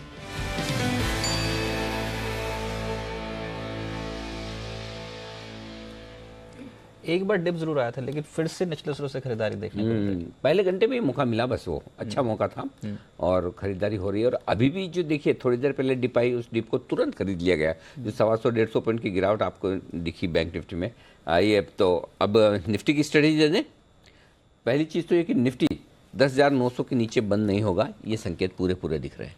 तो आपको क्लोजिंग बेसिस पर बचे हुए एक घंटे के लिए ये कॉन्फिडेंस रखना है कि 10,900 के आसपास आते ही खरीदारी भी आएगी और शॉर्ट कवरिंग भी। तो पूरी संभावना है कि लगातार दूसरे दिन आप 10,900 के ऊपर क्लोज देंगे। लेकिन तेज़ी कितनी है, उसके लिए एक काम करना होता है रजत, जो आमतौर पर डिम्पी भूल जाते हैं। जैसे कि 5 चीज़ें बतानी होती है। यूरोप के बाजारों का क्या हाल है, एशिया का बंद हुआ, डाउ फ्यूचर्स का है, कच्चा तेल और करेंसी। वो एशियन मार्केट ज्यादातर बंद रहते हैं ना आजकल, तो ऐसा लगता है कि इंटरनेशनल मार्केट का ज्यादा इंपैक्ट पड़ेगा। हांगकांग 60 पॉइंट ऊपर बंद हुआ है। यूरोप के बाजार देख लीजिए, अमेरिका के फ्यूचर्स देख लीजिए, अंदाजा लग जाएगा कि वहां पर किस तरह का कारोबार है। यूरोप फर्स्ट क्लास, शानदार, बेहतरीन। और डाउ फ्यूचर्स देखो वहां पर किस तरह का माहौल है। ठीक है, 40-42 पॉइंट बुरे नहीं है, कल 250 पॉइंट चढ़े थे। करेंसी और क्रूड ये दोनों भी देख लेते हैं, इनका क्या हाल है। 62 के आसपास है, 63 पार नहीं कर रहा, लेकिन ऐसा भी नहीं कि गिर रहा हो, रुका हुआ है। करेंसी मार्केट में हमने शांत शुरुआत देखी थी, थोड़ी हरे निशान के साथ, बिल्कुल उतना ही 7 पैसे के आसपास की मजबूती। तो संकेत मिले जुले हैं, खराब तो नहीं है। तो ऐसे में आप न 10,900 के नीचे जाएंगे और न 11,000 के ऊपर जाएंगे। तो अब आखिरी एक घंटे में ऐसा करिए, अगर आप 10,925 के नीचे आते हैं वहाँ खरीदारी कीजिए, 10,975 के पार निकलते हैं वहाँ बिकवाली कीजिए, 10,950 पे सिर्फ निफ्टी को देखिए, निहारिए और आनंद लीजिए। तो 10,925 से 10,975 इसके बीच में नो ट्रेड जोन, ये नो ट्रेड जोन, दो ये गोल पोस्ट है दोनों तरफ के, और ये बीच में फील्ड है आपके लिए। फील्ड में कुछ नहीं होता जब तक गोल में बोल ना जाए। तो आप 10,975 से 11,000 की रेंज में बेचना है, 10,900 से 10,925 की रेंज में पहले आ जाए तो वहाँ खरीदना है। अच्छा, एक ऐड ऑन कर देता हूँ, अगर कुछ पॉलिसी बैठक में कुछ आउटकम जो है वो पॉजिटिव साइड पे आ गया, यानी कि रेट कट की संभावना जो बढ़ गई, तो 11,000 पार कर लेंगे। बहुत स्ट्रॉन्ग डेटा वहाँ पर 11,000 की कॉल में बार बार ट्रैक कर रहा हूँ। नहीं, आप पॉलिसी से पहले जाते, मतलब किस लेवल पर जाते हैं वो है ना, परसों है पॉलिसी। तो पॉलिसी के पहले अगर आप 10,950 पे हैं, जैसा अभी माहौल है, और रेट कट आ जाए तब तो पार कर सकते हैं, क्योंकि उम्मीद कम में आ गया। लेकिन अगर आप 10,800 पे पॉलिसी में जा रहे हैं तो 11,000 कैसे पार करेंगे।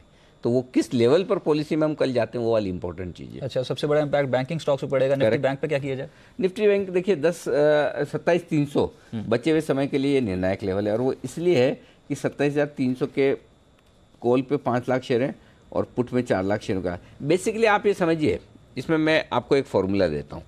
आप 27,150 और 27,350 की रेंज को ट्रेड करोगे, तो उस रेंज को ट्रेड करने का तरीका क्या है, आप 27,200 के आसपास आए निफ्टी, वहाँ खरीदिए, मैं स्पॉट लेवल बता रहा हूँ, और 27,350 के आसपास, 27,400 के आसपास बेचिए।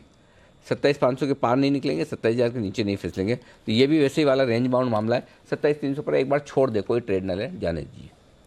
आधे फीसदी, लेकिन मंदी नहीं करनी है, एक बात साफ दिख रही है अभी। पर रेंज में फंस जाएंगे, रेंज मतलब मोटा पैसा बनेगा नहीं। 51 पॉइंट के लिए करना है तो अलग बात है, इससे ज़्यादा दिख नहीं रहा फिलहाल, तो देखते हैं। चलिए 27,350 के आसपास प्रॉफिट बुक करें, 27,200 के आसपास फिर आ जाए, दोबारा से ट्रेड इनिशिएट करें। ये दोनों ही जो एक दायरा है मार्केट का, वो टूटना लगभग ऐसा लग रहा है कि इस समय के डेटा के हिसाब से बहुत मुश्किल है। और निफ्टी पे 10,925 नीचे और 10,975 ऊपर, ये एक रेंज, इसी रेंज के बीचों बीच हो सकता है कि कारोबार होता हुआ नजर आए। लेकिन अनिल जी, सबसे बड़ा इंपैक्ट पड़ेगा मार्केट पे वो एमपीसी की बैठक का, उसका आउटकम क्या होगा। और जी बिजनेस हमेशा की तरह एक पोल करवाता है। बिल्कुल, तो बताइए। इस बार देवांशी हमारे साथ मौजूद है बताने के लिए कि आखिरकार आरबीआई क्या चाहता है, क्या वो ब्याज दरों में कटौती करेगा कि नहीं, और बैंकर्स क्या मान रहे हैं, वहाँ के उनका मूड क्या है, इकोनॉमिस्ट का मूड क्या है। उन्होंने बहुत रिसर्च की, इनफैक्ट मुझसे भी बहुत बार पूछ लिया सुबह से कि आखिरकार यहाँ पर इस पोल में इतनी प्रोबेबिलिटी कैसी हो रही है रेट कट की या फिर रेट कट नहीं होने की। तो कुछ पोल बनाया उन्होंने, पहले पूछते। देवांशी बताएं। बिल्कुल, आज सबसे पहले तो यहाँ पे 2 चीज़ों पर ध्यान रखेंगे कि जो ये पॉलिसी है शक्तिकांत दास की पहली पॉलिसी, और इसके अलावा क्योंकि उम्मीदें बहुत ज़्यादा है उनसे, और दूसरी बात यहाँ पे जो टाइम है वो भी बदल चुका है।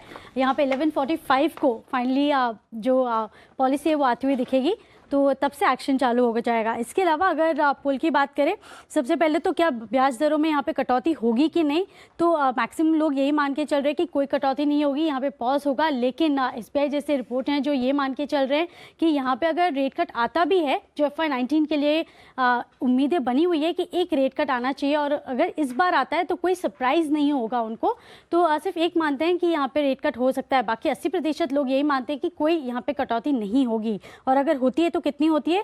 25 बेसिस पॉइंट की कटौती यहाँ पे उम्मीद लगाई जा रही है। अगर होती है तो हो सकती है। इसके अलावा रुख पर बहुत ज़्यादा फोकस है कि इस बार जो रुख है वो किस तरह से आ सकता है। नरम रुख ही होने की उम्मीद बनाई जा रही है। 90% लोग यही मानते हैं कि रुख उनका नरम होगा, लेकिन कैलिब्रेटेड टाइटनिंग जिस तरह से वो यूज़ करते हैं उससे यहाँ पे न्यूट्रल पॉलिसी आती हुई दिखेगी। उसके अलावा CRR में कोई कटौती होगी कि नहीं, तो यहाँ पे लगभग 20% लोग ये मानते हैं कि CRR में कटौती हो सकती है, क्योंकि लिक्विडिटी पर इस बार बहुत ज़्यादा फोकस रहेगा पॉलिसी में। 80% लोग यही मानते हैं कि CRR भी यहाँ पे कोई बदलाव नहीं होंगे। और आखिर में यहाँ पे क्या महंगाई लक्ष्य बदलेगा? जिस तरह से बजट आया उसके बाद लगभग 10% अब लोग मान रहे हैं कि यहाँ पे महंगाई का लक्ष्य जो है वो बदल सकता है, ऊपर की तरफ जा सकता है। 90% लोग यही मानते हैं कि ऑलरेडी हम जो उनका जिस तरह से लेवल था उससे काफ़ी कम है CPI, तो इसलिए कोई बदलाव यहाँ पे आते हुए नहीं दिखेंगे। और फोकस कहाँ होगा? लिक्विडिटी और साथ ही बजट के बाद यहाँ पे किस तरह से इन्फ्लेशन बढ़ेगा, इस पे सबसे ज़्यादा फोकस रहेगा। और जो इन्फ्लेशन है वो अक्टूबर-दिसंबर तिमाही में 2.6% का रजिस्टर हुआ। RBI की प्रोजेक्टेड टेरिटरी लगभग 3.8% के आसपास की है। तो यहाँ पर इन्फ्लेशन फिलहाल के हिसाब से कम है। RBI जो भी बयान देगा महंगाई को लेकर वो बहुत मायने रखेगा इस बार क्रेडिट पॉलिसी में, लेकिन 80% जानकार मान रहे हैं कि रेट कट की प्रोबेबिलिटी नहीं है। तो बिल्कुल अब सही आ रही, क्योंकि बॉन्ड मार्केट जिस तरह का डिसीजन बता रहा है उससे तो लग रहा है कि रेट कट होने वाला है नहीं। लेकिन बैंक निफ्टी अभी भी है मजबूत। ट्रेड कैसे करना है विषय, बैंक निफ्टी कोई आज से लेकर गुरुवार को परसों 11:30 मिनट 45 मिनट में पॉलिसी आएगी, आप 30 मिनट तक का बता दो, 15 मिनट का ग्रेस पीरियड है, ठीक है। ऑप्शन कौन सा लेना है? जी एक्चुअली मेरे हिसाब से ऑप्शन लेना नहीं, बेचना चाहिए। आप बेचना है, क्योंकि आप समझिए, आप खुद भी ये चीज़ को अग्री कर रहे हो फिलहाल के लिए कि जो मोर और लेस कंसेंसस है वो न्यूट्रल का है कि शायद रेट कट ना हो। इनफैक्ट अगर रेट कट हो जाए तो भी सरप्राइज नहीं होंगे।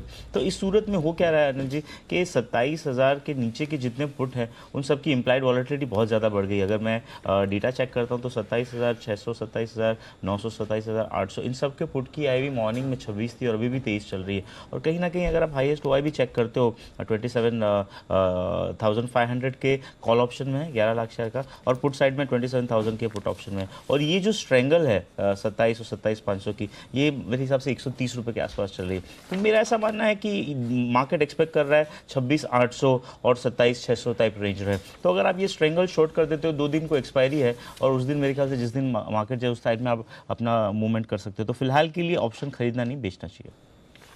चलिए, तो ऑप्शंस में अगर बेचकर चलें हायर लेवल पे लेकिन स्ट्रिक्टली स्टॉप लॉस के साथ तो ज़्यादा कमाई के चांसेस बढ़ जाते हैं। सिद्धार्थ सिदानी जी भी हमारे साथ से मौजूद हैं। सिद्धार्थ जी, हम क्रेडिट पॉलिसी के ऊपर ही व्यू लेने की कोशिश कर रहे हैं सर, और हमारा बैंकर्स पोल इकोनॉमिस्ट पोल ये बता रहा है कि 80% प्रोबेबिलिटी की इस बार रेट में कटौती नहीं होगी।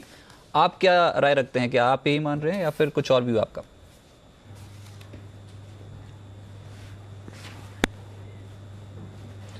नमस्कार रजत, अनिल जी। ओवरऑल पर्सपेक्टिव से डेफिनेटली हम भी यही मानते हैं कि इस बार रेट कट नहीं होंगे। सबसे बड़ी चीज़ है कि इनकी जो स्टेटमेंट है, कमेंट्री है, वो कैलिब्रेटेड ही रही है और वही रहेगी। थोड़ा सा अकोमोडेटिव ही रहेगा कि डेटा सेंट्रिक रहेगा। बट जिस हिसाब से बजट में फिस्कल डेफिसिट के आंकड़े रहे हैं 3.4% ये साल के लिए और आने वाले साल के लिए भी 3.4%, कहीं ना कहीं RBI ये मैथमेटिक्स को समझ नहीं पाएगी। तो मुझे लगता है कि यहाँ पे रेट कट नहीं होंगे ये पॉलिसी में। बट हाँ, ये फर्स्ट हाफ में 2019 के फर्स्ट हाफ में एक रेट कट हो सकते हैं अगर इन्फ्लेशन काबू में रहता है जैसे अभी है। तो ये है इस वक्त आपके लिए ब्याज दरों में कटौती नहीं होने की संभावना। उसके बावजूद बैंक निफ्टी देखिए मजबूती के साथ है। लेकिन HPCL आज आने वाले हैं रिजल्ट, और रिजल्ट शायद कमज़ोर ही रहने चाहिए। पूछ लेते हैं, संदीप ग्रोवर हमारे साथ है, कई सालों से HPCL का पोल बना रहे हैं और ज़्यादातर वक्त सही भी पड़ जाते हों। तो संदीप, इस बार क्या है?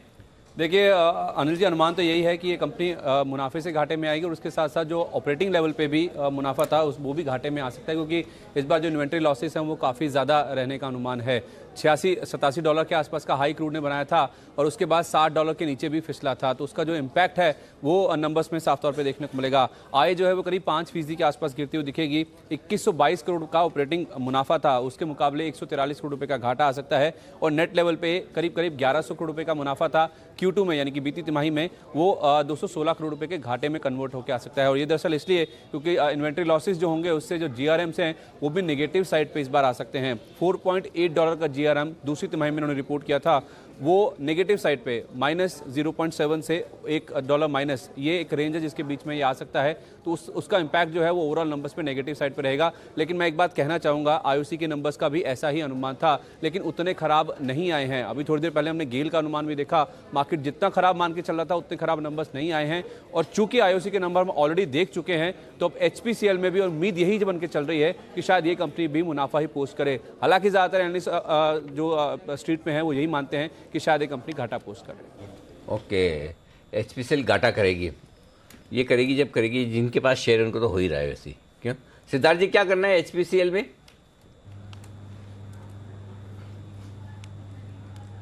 बिल्कुल अनिल जी, निकल जाना चाहिए। अब फंडामेंटली कोई शॉर्ट की राय नहीं दी जाती है, बट ओवरऑल पर्सपेक्टिव से इसमें निकल जाना ही बेहतर है। जितनी भी OMC कंपनीज है, IOC, HP, BP, ये तीनों में हमारी राय न्यूट्रल से नेगेटिव ही है। हम मानते हैं कि ये कंपनी आपको आने वाले 3-6 महीने में कुछ कमा के नहीं दे सकती है। ऑयल एंड गैस क्षेत्र में अगर एकमात्र कंपनी दिखनी है तो डिस्ट्रीब्यूशन कंपनी को ध्यान देना चाहिए, जैसे कि इंद्रप्रस्थ गैस। चलिए जो, लेकिन मेरे को याद है सुबह सिमी भावी जी हमारे साथ जुड़ी थी आपके साथ, इनफैक्ट उसमें UPL उन्होंने बोला था खरीदारी करनी। हाँ बिल्कुल, आज BTST में बोला ना 791, मुझे टारगेट नहीं पता उन्होंने क्या दिया था, लेकिन 791 का तो यहाँ पर हाई लगा चुका है। क्या बात है। आज तो CLSA की नहीं, किसकी रिपोर्ट थी जो 770 से टारगेट 970 किया है UPL, CLSA, UPL का टारगेट उन्होंने 770 से 970 किया है, तो इसका तो बनता है इतना चलना, तो 3% ही तो चला है। 789 पहला टारगेट था, 795 दूसरा टारगेट था। फेवरेट है सिद्धार्थ जी का, पता है आपको? पूछ लो फिर एक तो उनका। सिद्धार्थ जी बताओ, 790 में भी लेना है? बिल्कुल, UPL बहुत बेहतरीन शेयर है एग्रोकेमिकल में, और जिस हिसाब से साउथ अमेरिकन बिजनेस इनका काम कर रहा है, हम मानते हैं कि ये बहुत अच्छा रिटर्न दे सकता है। और अभी जो हाल में इन्होंने एक्विजिशन किया है करीबन $3 बिलियन का, वो लॉन्ग टर्म पर्सपेक्टिव से EPS एक्रेटिव हो सकता है। तो UPL बहुत बेहतरीन कंपनी है, आप लेके चले, पर आपको समय सीमा करीबन 6 से 12 महीने की रखनी चाहिए। यहाँ से 20% का अपसाइड आप उम्मीद कर सकते हैं। 20% और बढ़ सकता है यहाँ से भी, ये है इंटरेस्टिंग, बढ़िया बात है, अच्छा है, लेकिन बाजार वोलेटाइल तो हो रहा है। अच्छा, एक चीज और बता दो, बजाज ऑटो और हीरो मोटोकॉर्प, ये दो ऐसे शेयर्स हैं जो बहुत तेज रफ्तार में है, 2.5% ऊपर है आज ये शेयर। नतीजे को इतने एनकरेजिंग तो है नहीं। अच्छा, पर जब से ये सेल्स फिगर्स आई ना जनवरी महीने की, उसके बाद से ये एक्शन में आ गए और दिन के उच्चतम स्तर पे दोनों ही स्टॉक्स ट्रेड कर रहे हैं। कुणाल जी एक बार देख के बताएं, Bajaj auto, hero MotoCorp, in fact आज तो M&M, Eicher Motors, Maruti Suzuki 1.5% ऊपर है तमाम स्टॉक्स।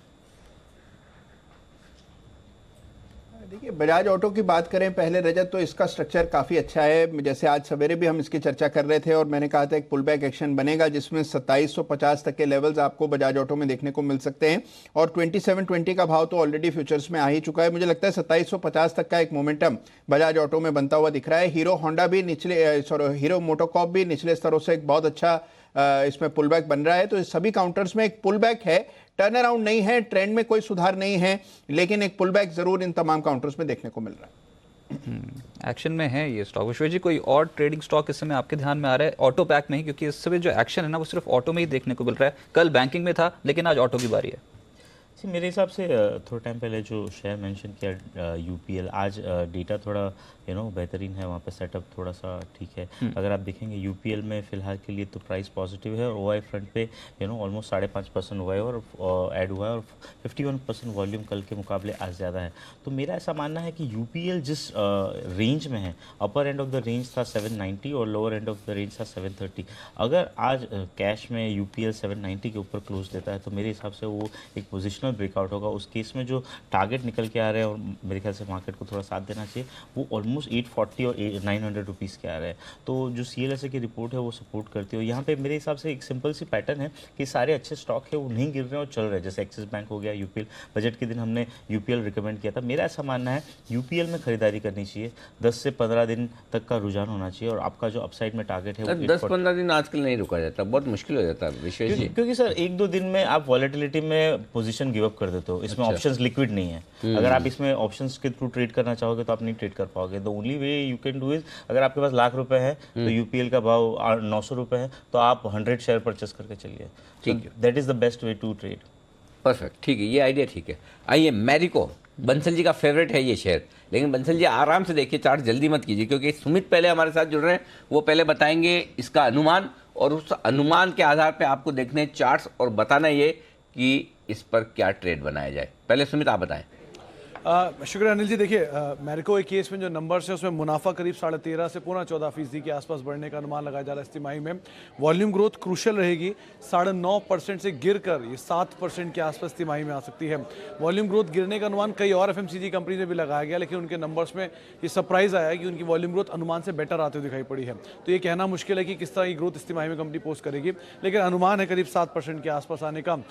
कोपरा के प्राइसेस इस तिमाही के अंदर जो गिरे हैं उसका एक सपोर्ट इनको इस क्वार्टर में जरूर मिलेगा। करीब 23% के आसपास कोपरा के जो प्राइसेस हैं वो इस तिमाही के अंदर टूटे हैं। बाकी ऑयल की जो कीमतें हैं वो भी गिरी हैं, तो दोनों मिला के इनको थोड़ा मार्जिन में सपोर्ट जरूर करने वाले हैं। लेकिन टैक्स की जो कॉस्ट है वो बड़ी है, इसलिए पूरा बेनिफिट जो मार्जिन में था वो मुनाफे में नहीं आता हुआ दिखाई पड़ेगा। इसीलिए मुनाफा भी 13-13.5% के आसपास ही बढ़ रहा है, जबकि ईबिटा जो है वो 15.5, यानी कि ऑपरेटिंग मुनाफा 15.5% बढ़ रहा है, और असली मुनाफा जो नेट मुनाफा है वो करीब 13-13.5% के आसपास बढ़ रहा है, क्योंकि पूरा बेनिफिट कोपरा के प्राइसेस की गिरावट के शायद ना मिल पाए। लेकिन ओवरऑल अच्छे सेट ऑफ नंबर्स की उम्मीद लगाई जा रही है। 7% वॉल्यूम ग्रोथ से ज़्यादा अगर आ जाती है तो शायद मार्केट्स को पॉसिबली ले सकता है। 7% की वॉल्यूम ग्रोथ एक्सपेक्टेड है, 9.5% से घटेगी ये, लेकिन मुनाफा 14% बढ़ सकते हैं। फिगर एक्सपेक्टेड है 256 करोड़ के आसपास। बंसल जी सुन लिया आपने, अब बताओ लेवल्स।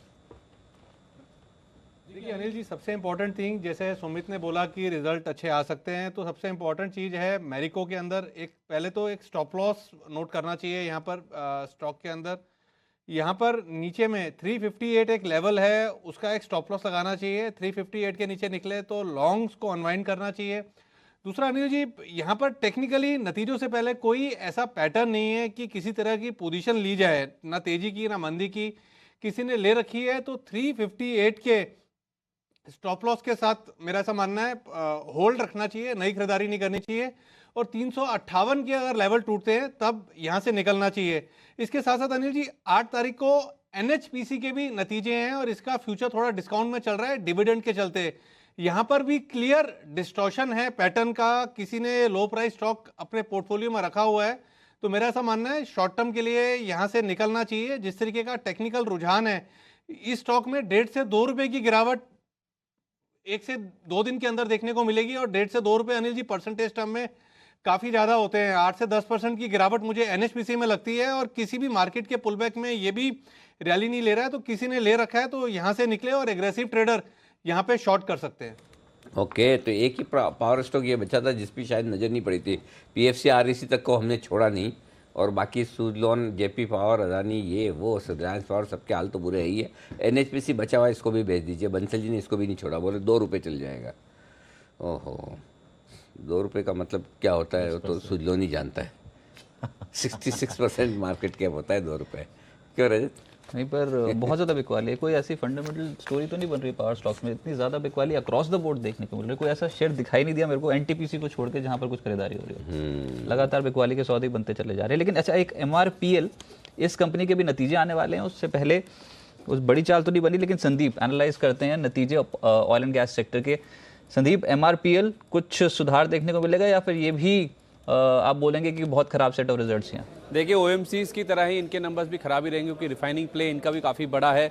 आय जरूर इनकी 12% के आसपास बढ़ती हुई दिखेगी, क्योंकि इनके जो वॉल्यूम्स है वो करीब 5% के आसपास बढ़ेंगे, तो उससे इनकी बिक्री में थोड़ा इजाफा जरूर देखने को मिलेगा। लेकिन बाकी नंबर्स देखिए, ऑपरेटिंग आधार पे ये भी मुनाफे से घाटे में आ सकती है। 546 करोड़ का मुनाफा था, 785 करोड़ रुपए के आसपास का घाटा आ सकता है। और ये तो नेट लेवल पे नेगेटिव थे, पहले ही इनको घाटा हो रहा था। 81.2 करोड़ का घाटा था Q2 में, बीती तिमाही में, और उससे बढ़कर ये घाटा जो है वो करीब 703 करोड़ रुपए के आसपास का आ सकता है। और लॉजिक इनके लिए भी वही है, जिस तरह से क्रूड ऊपरी तरह से फिसला है, उसका इंपैक्ट इन्वेंट्री घाटे के तौर पर नंबर्स में आता हुआ दिखेगा। जो $4.4 का GRM था Q2 में, वो घटकर $3.5 के आसपास नेगेटिव हो सकता है। तो उससे पूरी जो तस्वीर है वो कहीं ना कहीं बिगड़ती हुई दिखेगी, जिसका पूरा इंपैक्ट नंबर्स पे इस बार देखने को मिलेगा। तो कोई भी रिस्पाइट यहाँ पे भी आने की उम्मीद काफ़ी कम है। उम्मीद तो कम ही है, ये कुछ अच्छा होगा। और अगर इसमें कुछ अच्छा होने जैसा दिख रहा हो तो जरा कुणाल जी बता दीजिए एमआरपीएल।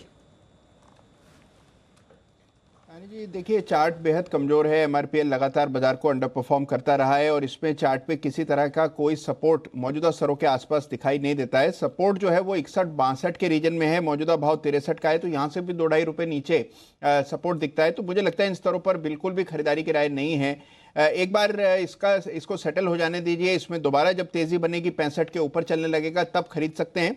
65 के ऊपर अगर खरीदें तो फिर एक बार पुल बैक 68 का बनेगा, लेकिन इन स्तरों पर खरीदारी की राय नहीं। चलिए, खरीदना तो है ही नहीं, ये तो खरीदने तो देते ही नहीं कुणाल जी कुछ भी ऐसे माहौल में। निफ्टी 11,000 के नज़दीक है, लेकिन स्टॉक पसंद ही नहीं आ रहे खरीदने के लिए। देखिए अच्छा, अब कल 2 फार्मा कंपनियां हैं दिग्गज, इनके रिजल्ट आएगी, लुपिन और सिप्ला, बड़े इंटरेस्टिंग है। तो वो भी थोड़ी देर में हम आपको बताएंगे कि उसका अनुमान क्या रहने वाला है और उन रिजल्ट्स में आपको क्या कुछ करना चाहिए। लेकिन उससे पहले एक और स्टॉक है जहाँ पर आज नतीजों के बाद तेज मार पड़ी और वो है भेल, 10% नीचे है। अब एक चीज़ बताइए सिद्धार्थ जी, आप 58 रुपये में भेल लेना है कि ये 1300 रुपये में एलएनटी लेना है, दोनों में से ठीक क्या है?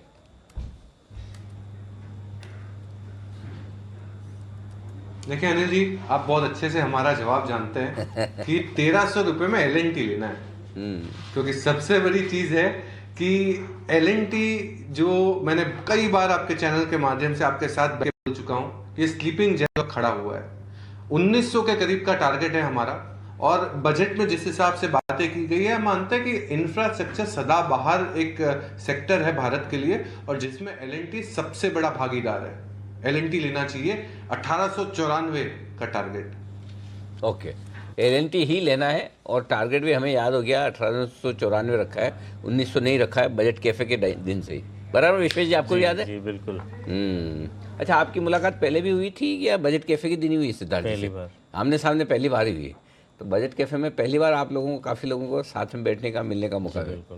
बिल्कुल, चलिए तो अच्छा है। तो एलएनटी ही खरीदना है, कहीं दाएं बाएं न जाएं, इधर उधर न देखें। सिप्ला के रिजल्ट से नहीं जाए। उससे पहले एक सेंचुरी प्लाईबोर्ड्स के नतीजे आ गए। 47 करोड़ से घटकर मुनाफे की फिगर 41 करोड़ पे पहुंची है। अक्रॉस द बोर्ड यहाँ पर नतीजे थोड़े कमजोर लग रहे हैं, क्योंकि 88 करोड़ था कामकाजी मुनाफा, वो घटकर 76 करोड़ हो गया और साथ ही साथ 17% के मार्जिन वो घटकर हो गए हैं 13%। तो मार्जिन फ्रंट पे, कामकाजी मुनाफे के फ्रंट पे और मेन जो मुनाफा होता है वहां पर गिरावट देखने को मिली। कुणाल जी, सेंचुरी प्लाई बताइए, दोनों तरफ के लेवल्स।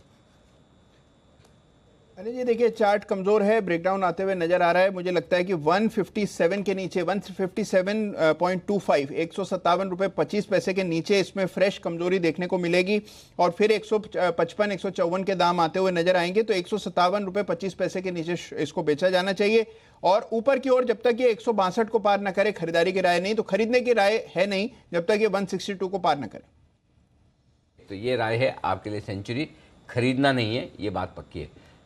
लुपिन और सिप्ला, 2 रिजल्ट्स आने वाले हैं। देवांशी हमारे साथ हैं तैयार रिजल्ट्स का अनुमान लगाकर। देवांशी बताइए, पहले कौन सा बताएंगे आप? बिल्कुल, वैसे देखा जाए तो दोनों ही कंपनियों में यहाँ पे ट्रेंड सेम ही रहने वाला है। सबसे पहले लुपिन सिप्ला की बात कर लेते हैं। निफ्टी की कंपनी है। मैं आपको बता दूं कि यहाँ पे जिस तरह से यूएस का कारोबार है वो काफ़ी घटने की उम्मीद यहाँ पे बनाई जा रही है और यूएस से जो रेवेन्यूज़ है करीब 30% तक के आते हैं, तो इसकी वजह से यहाँ पे जो आय है वो काफ़ी कम होगी। लेकिन जो भारतीय कारोबार है वो काफ़ी बढ़ेगा और सहारा देता हुआ दिखेगा। एपीआई कारोबार से काफ़ी सहारा मिलता हुआ दिख सकता है। डोमेस्टिक फॉर्मुलेशन का कारोबार थोड़ा मजबूत रह सकता है। इसके चलते जो आय है वो लगभग 7 से 8% बढ़ने का अनुमान है। इसके अलावा जो कामकाज खर्च है वो भी काफ़ी बढ़ेंगे इस बार और जो R&D एक्सपेंसेस है वो भी यहाँ पे काफ़ी बढ़कर आएंगे, जिसकी वजह से जो एबिटा है वो लगभग 7 से 8% गिरने का अनुमान है। और इसी के साथ अगर मार्जिन्स की बात करें तो 18% के मार्जिन्स यहाँ पे सिप्ला पोस्ट कर सकते हैं 20% के सामने। और मुनाफे की बात करें तो यहाँ पे भी करीब 2% की गिरावट हमें देखने को मिल सकती है। और लुपिन की अगर हम बात करें तो यहाँ पे भी आय गिरने का यही एक वजह बन रही है कि जो यूएस से आय है वो काफ़ी गिरती हुई दिखेगी। इस बार जो प्राइसिंग प्रेशर है वो बहुत ज़्यादा था इस तिमाही में। अब ये देखना रहेगा कि आगे चल के जो वॉल्यूम्स और प्राइसिंग है यूएस में वो क्या सुधरते हुए दिखेगा या नहीं। इसके अलावा रेस्ट ऑफ द वर्ल्ड से एकदम फ्लैट आय की उम्मीद है, लेकिन जो भारतीय कारोबार है वो इसमें भी काफ़ी मजबूत होने की उम्मीद बनाई जा रही है। मार्जिन्स की अगर हम बात करें तो इस बार 15% के जो मार्जिन्स है वो क्लॉक इन कर सकते हैं लुपिन करीब 17% के लेवल्स के सामने। और अगर मुनाफे की बात करें तो 15% बढ़ने का अनुमान है, क्योंकि इस बार जो टैक्स लागत है वो यहाँ पे काफ़ी कम हो जाएगी, लगभग आधी हो जाएगी, जिससे मुनाफे को काफ़ी सहारा मिलता हुआ दिखेगा। बाकी ओवरऑल सिप्ला और लुपिन दोनों के जो नतीजे हैं वो थोड़े से खराब ही रहने का अनुमान है और मार्जिन्स भी यहाँ पे गिरते हुए दिखेंगे। ओके, सिप्ला और लुपिन दोनों ही फार्मा कंपनियाँ सेहत अच्छी नहीं दिखाएगी, कमजोरी रहने वाली है। यूएस में जो एक्सपोजर है उसकी वजह से यहाँ पर दिक्कत हो रही है और लगातार टूटते स्ट्रक्चर है। बहुत ज़्यादा पिटाई पहले ही हो चुकी है सिप्ला और ल्यूपिन की। अब खराब सेट ऑफ रिजल्ट्स, हम ये बोल रहे हैं कि मुनाफा 2% घटेगा सिप्ला का और 15% बढ़ रहा है ल्यूपिन का, सिर्फ टैक्स लागत कम हो रही है इसकी वजह से। कुछ ज़्यादा प्रॉब्लम नहीं है। मैं तो कहूँगा यहाँ पर नतीजे जिस हिसाब से बाजार उसको पहले पचा चुका है, भाव में है ये लग रहा है। अगर आ गया मुनाफा इतना 256 ल्यूपिन का और साथ साथ सिप्ला 394, तो फैक्टर इन है मार्केट में ये चीज़। ना, सिप्ला नहीं, सिप्ला में सावधानी रखिए। सुबह सुबह मंदड़ी को सरगना आशु मदान साहब अपनी फ्रेश कॉल सिप्ला पे देखे गए, तो यहाँ एडवेंचर करने की बिल्कुल भी कोशिश न करें रजत। ना, सारा मार्केट एक तरफ, सारी रिसर्च एक तरफ, सब कुछ एक तरफ, आशु जी दूसरी तरफ। कुणाल जी ठीक है ना? निस्संदेह आप बिल्कुल सही कह रहे हैं। आशु जी का जो दबदबा है अनिल जी, उसका तो मतलब अलग ही वजन है। हाँ, जब तक कि वो गलती से गलत ना पड़ जाए तब तक उन्हें गलत ना समझे, उन्हें सही समझे। रजत जी समझ गए आप? समझ गए सर, बिल्कुल। देखिए चलो मैं पर अगर वो गलत पड़ेंगे तो गलती से ही गलत पड़ेंगे, है ना। चलिए, तो सिप्ला शॉर्ट करने की राय है और मेरे ख्याल से 523 का स्टॉप लॉस दिया था शायद आपने आज सुबह, और 460 के टारगेट रिवीजन कर लूँ कुणाल जी, सही है ना याद? अनिल जी इस पर वैसे टारगेट राकेश जी ने दिया, अच्छा, राकेश जी मुझे जहां तक याद पड़ता है 523 रुपए का इनका स्टॉप लॉस। 523 और 460 के राकेश जी, मेरी याददाश्त तो ठीक है? हाँ अनिल जी बिल्कुल ठीक। 464 का मैंने एकदम टारगेट इसमें बोला था और 523 का स्टॉप लॉस है। बिल्कुल अनिल जी, आप अच्छे ही क्वालिटी के बादाम खा रहे हैं। बिल्कुल, ये बचपन के काम आ रहे हैं अभी। सीमेंट कंपनियां दाम बढ़ा रही है। दक्षिण भारत में अल्ट्राटेक चला, इंडिया सीमेंट रिकवर हो रहा है। इंडिया सीमेंट चलना चाहिए। दक्षिण भारत में दाम बढ़े और 60 रुपए प्रति बोरी, 60 रुपए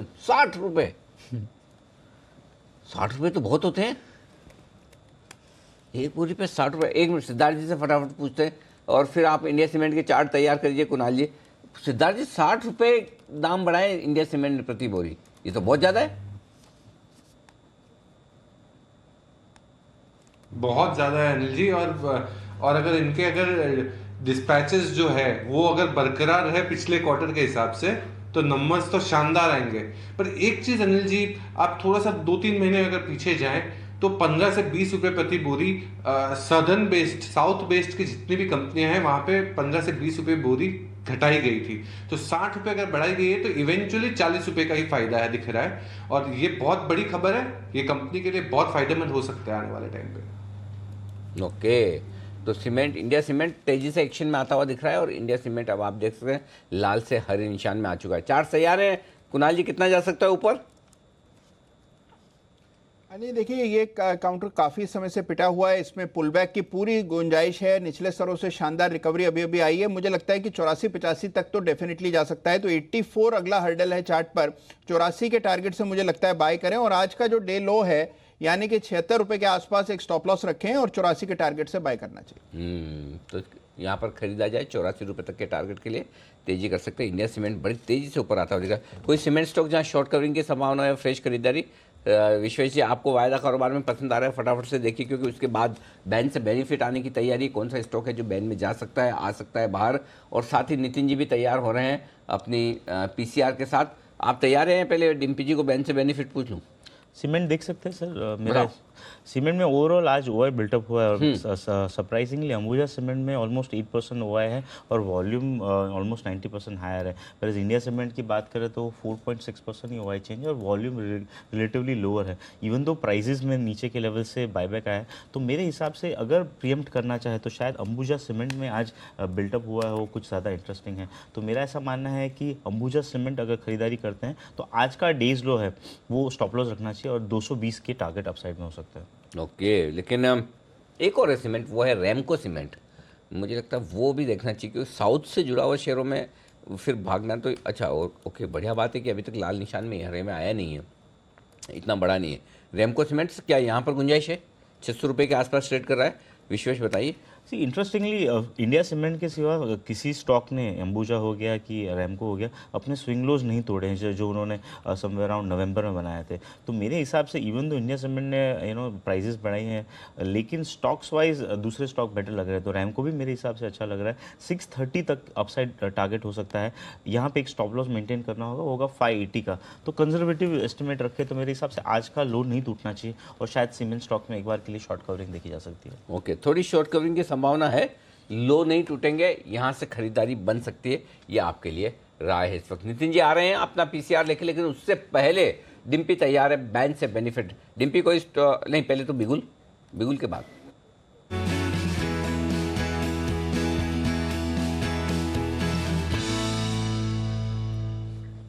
डिम्पी हर बार बिगुल के बगैर कोई सवाल पूछते नहीं, इसलिए हमने भी डिम्पी के लिए स्पेशल वाला बिगुल बजा दिया। डिम्पी बताइए, कोई बैंक से बाहर निकलने की तैयारी में है?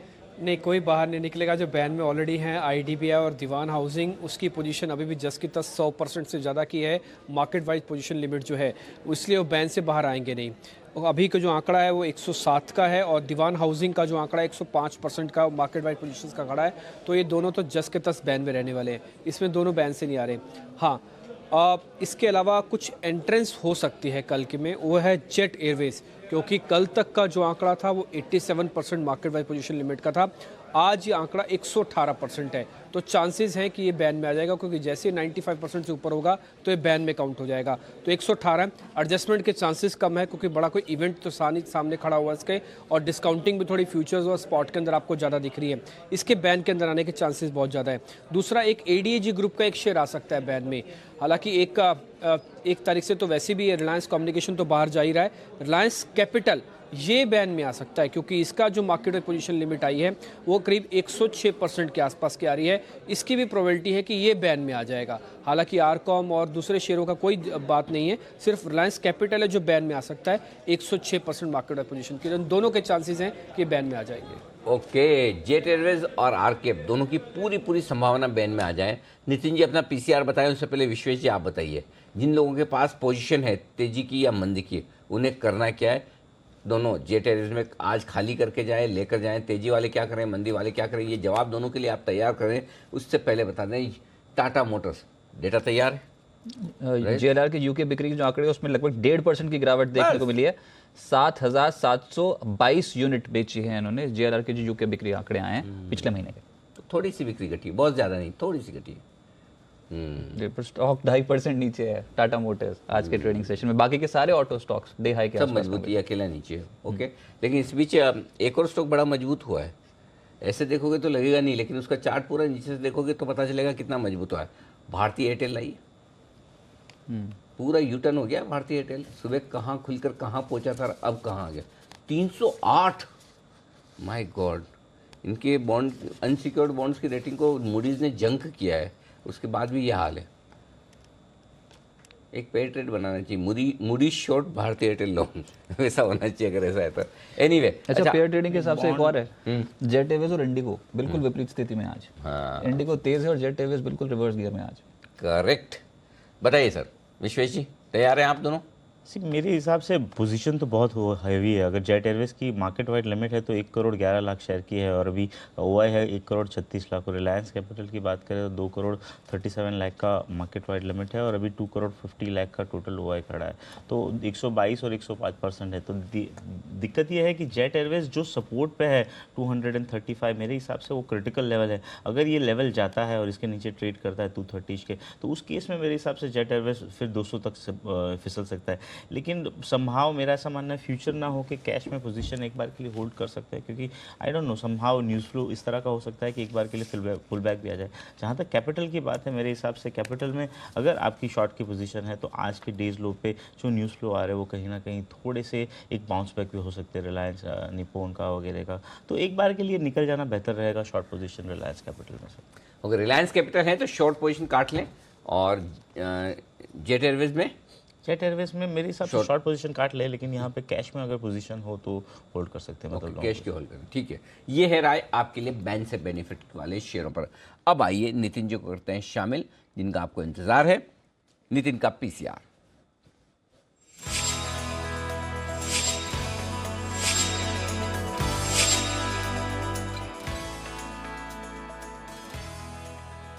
पहले तो नितिन जी बताइए, कोई अपडेट आपका जो पोजीशन है उसमें अगर कोई एंट्री एग्जिट पोजीशन खत्म करनी है, टारगेट हासिल हो गए हो, स्टॉप लॉस लग गए हो तो बता दीजिए।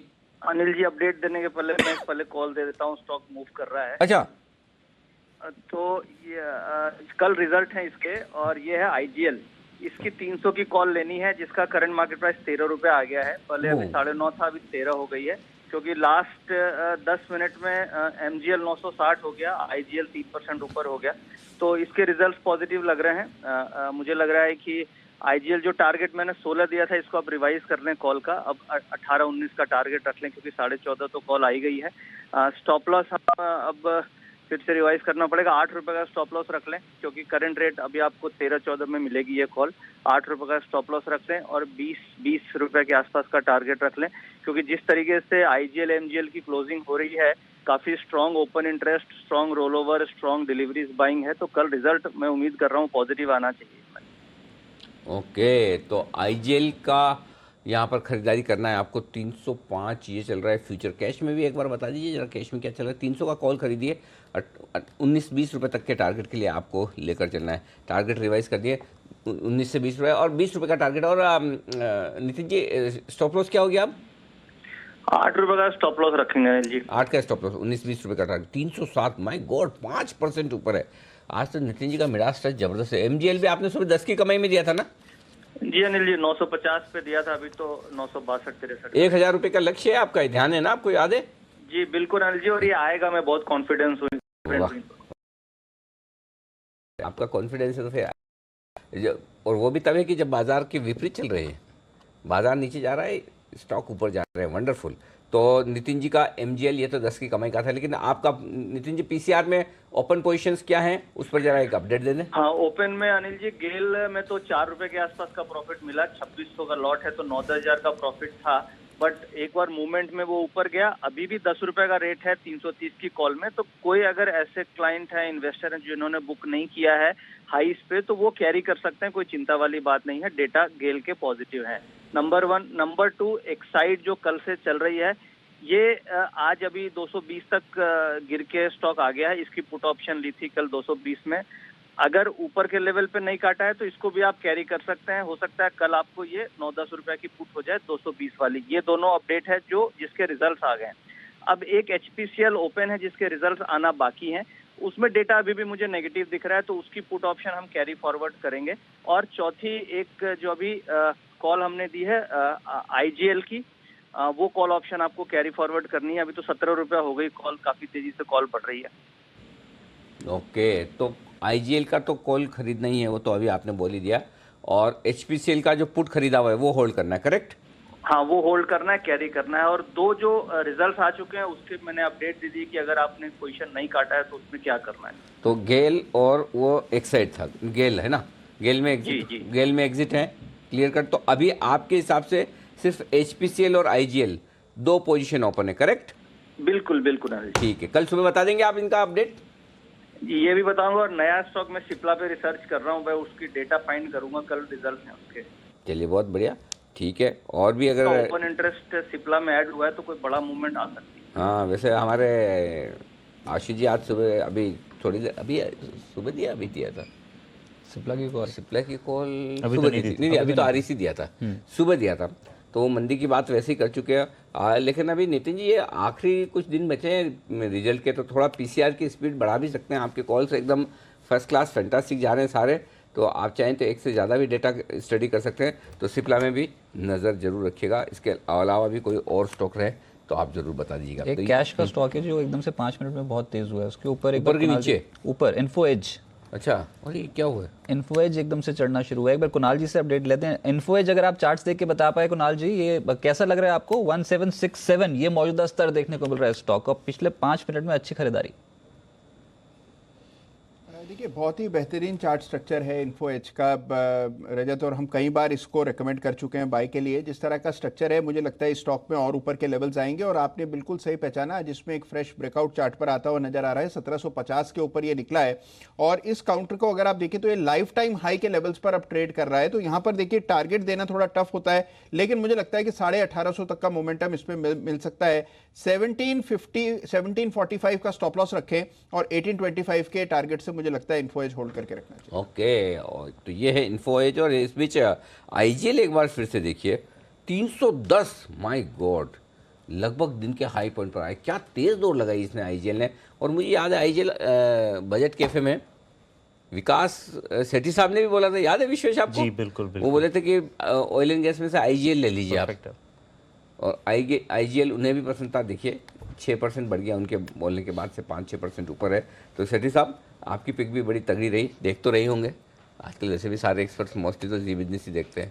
कुछ लोगों की मजबूरी वो छोड़ दें, अलग बात है, बाकी तो सारे देखते ही। तो एक्सपर्ट्स हमारे सारे देखते थे, इसलिए हमारे को ऑनलाइन फटाफट सारी की सारी इन्फॉर्मेशन मिल भी जाती है। तो आईजीएल जो बेहतरीन पिक थी वो सेठी साहब की भी थी। देखिए ये स्टॉक भी बड़ा तगड़ा एक्शन में है। एक ट्रेड संदीप ग्रोवर हमारा एक ट्रेड ले सकता हूँ, ट्रेड BTST बिगुल बजा दे। एक मिनट संदीप आप रुकिएगा जरा अदानी पोर्ट के साथ, और हम पहले विश्वेश जी के लिए एक बिगुल बजाते हैं।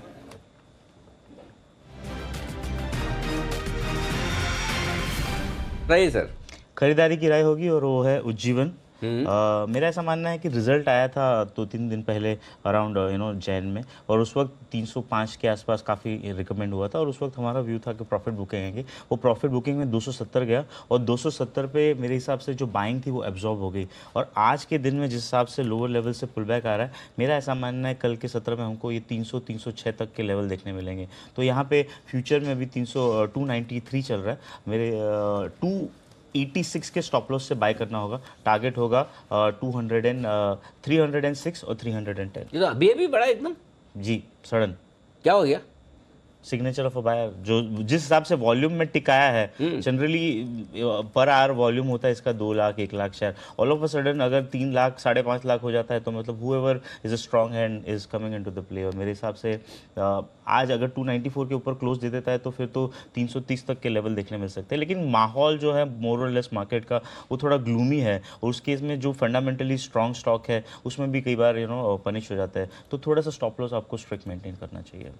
ओके, तो ये है स्टॉप लॉस के साथ उज्जीवन में खरीदारी करने की राय। आइए चार्ट कॉर्नर का बिगुल एक बार फिर से बजेगा, क्योंकि इस बार कुणाल जी और राकेश जी दोनों एक साथ तैयार हैं।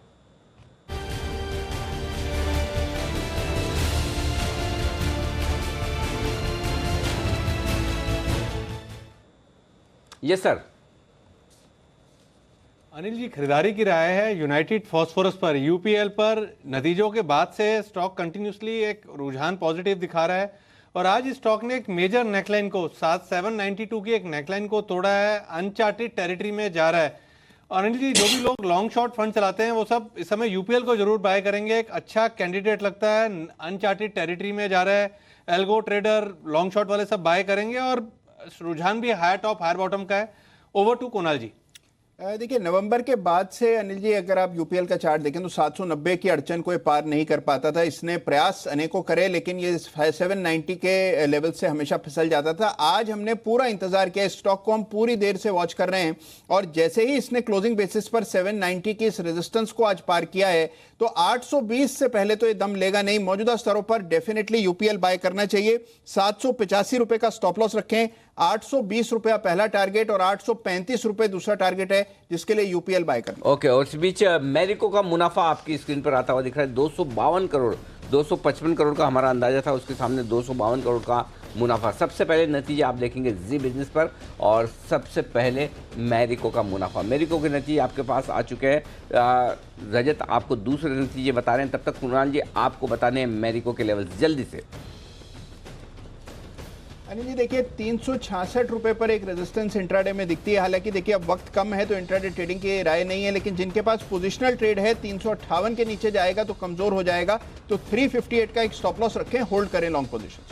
चलिए, हम जो एक्सपेक्ट कर रहे हैं वो मेरे को पता है कि 7% की वॉल्यूम ग्रोथ, तो पूरा का पूरा रिजल्ट डिपेंड करेगा वॉल्यूम ग्रोथ पे डिपेंड करेगा। 7% के आसपास की एक्सपेक्टेशन है। आंकड़ा मेरे पास फिलहाल नहीं है वॉल्यूम ग्रोथ का क्या है, पर फिर भी मुनाफे की फिगर हमारे अनुमान के मुताबिक है 255 करोड़ का अनुमान था और उसके मुकाबले 1861 करोड़ आय का आंकड़ा। रजत, अब ये बताइए। 1861 करोड़ हमारा आंकड़ा, हमारा अनुमान जो था वो 1846 करोड़ के आसपास का था। तो आय का आंकड़ा थोड़ा सा बेहतर, 15 करोड़ ज़्यादा है। ठीक है, वो बराबर है, कोई खास फर्क नहीं पड़ता है। 1% से रेवेन्यू बीट है, रेवेन्यू फर्क नहीं पड़ता। मार्जिन और volume growth correct. Volume growth 7% आनी चाहिए। एक बार कुणाल जी फिर से दोहराएं लेवल्स में, थोड़ा मिस कर गया, रिजल्ट देखने में लगा हुआ था।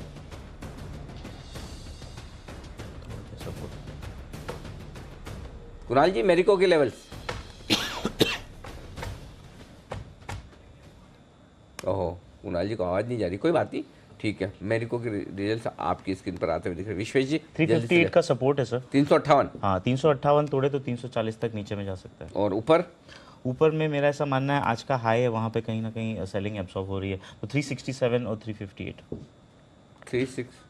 358 और 367, 367, 358, 367, 358, 367, ये रेंज तय हो चुकी है मेरिको के लिए, और मेरिको को इसी में वक्त बिताना है।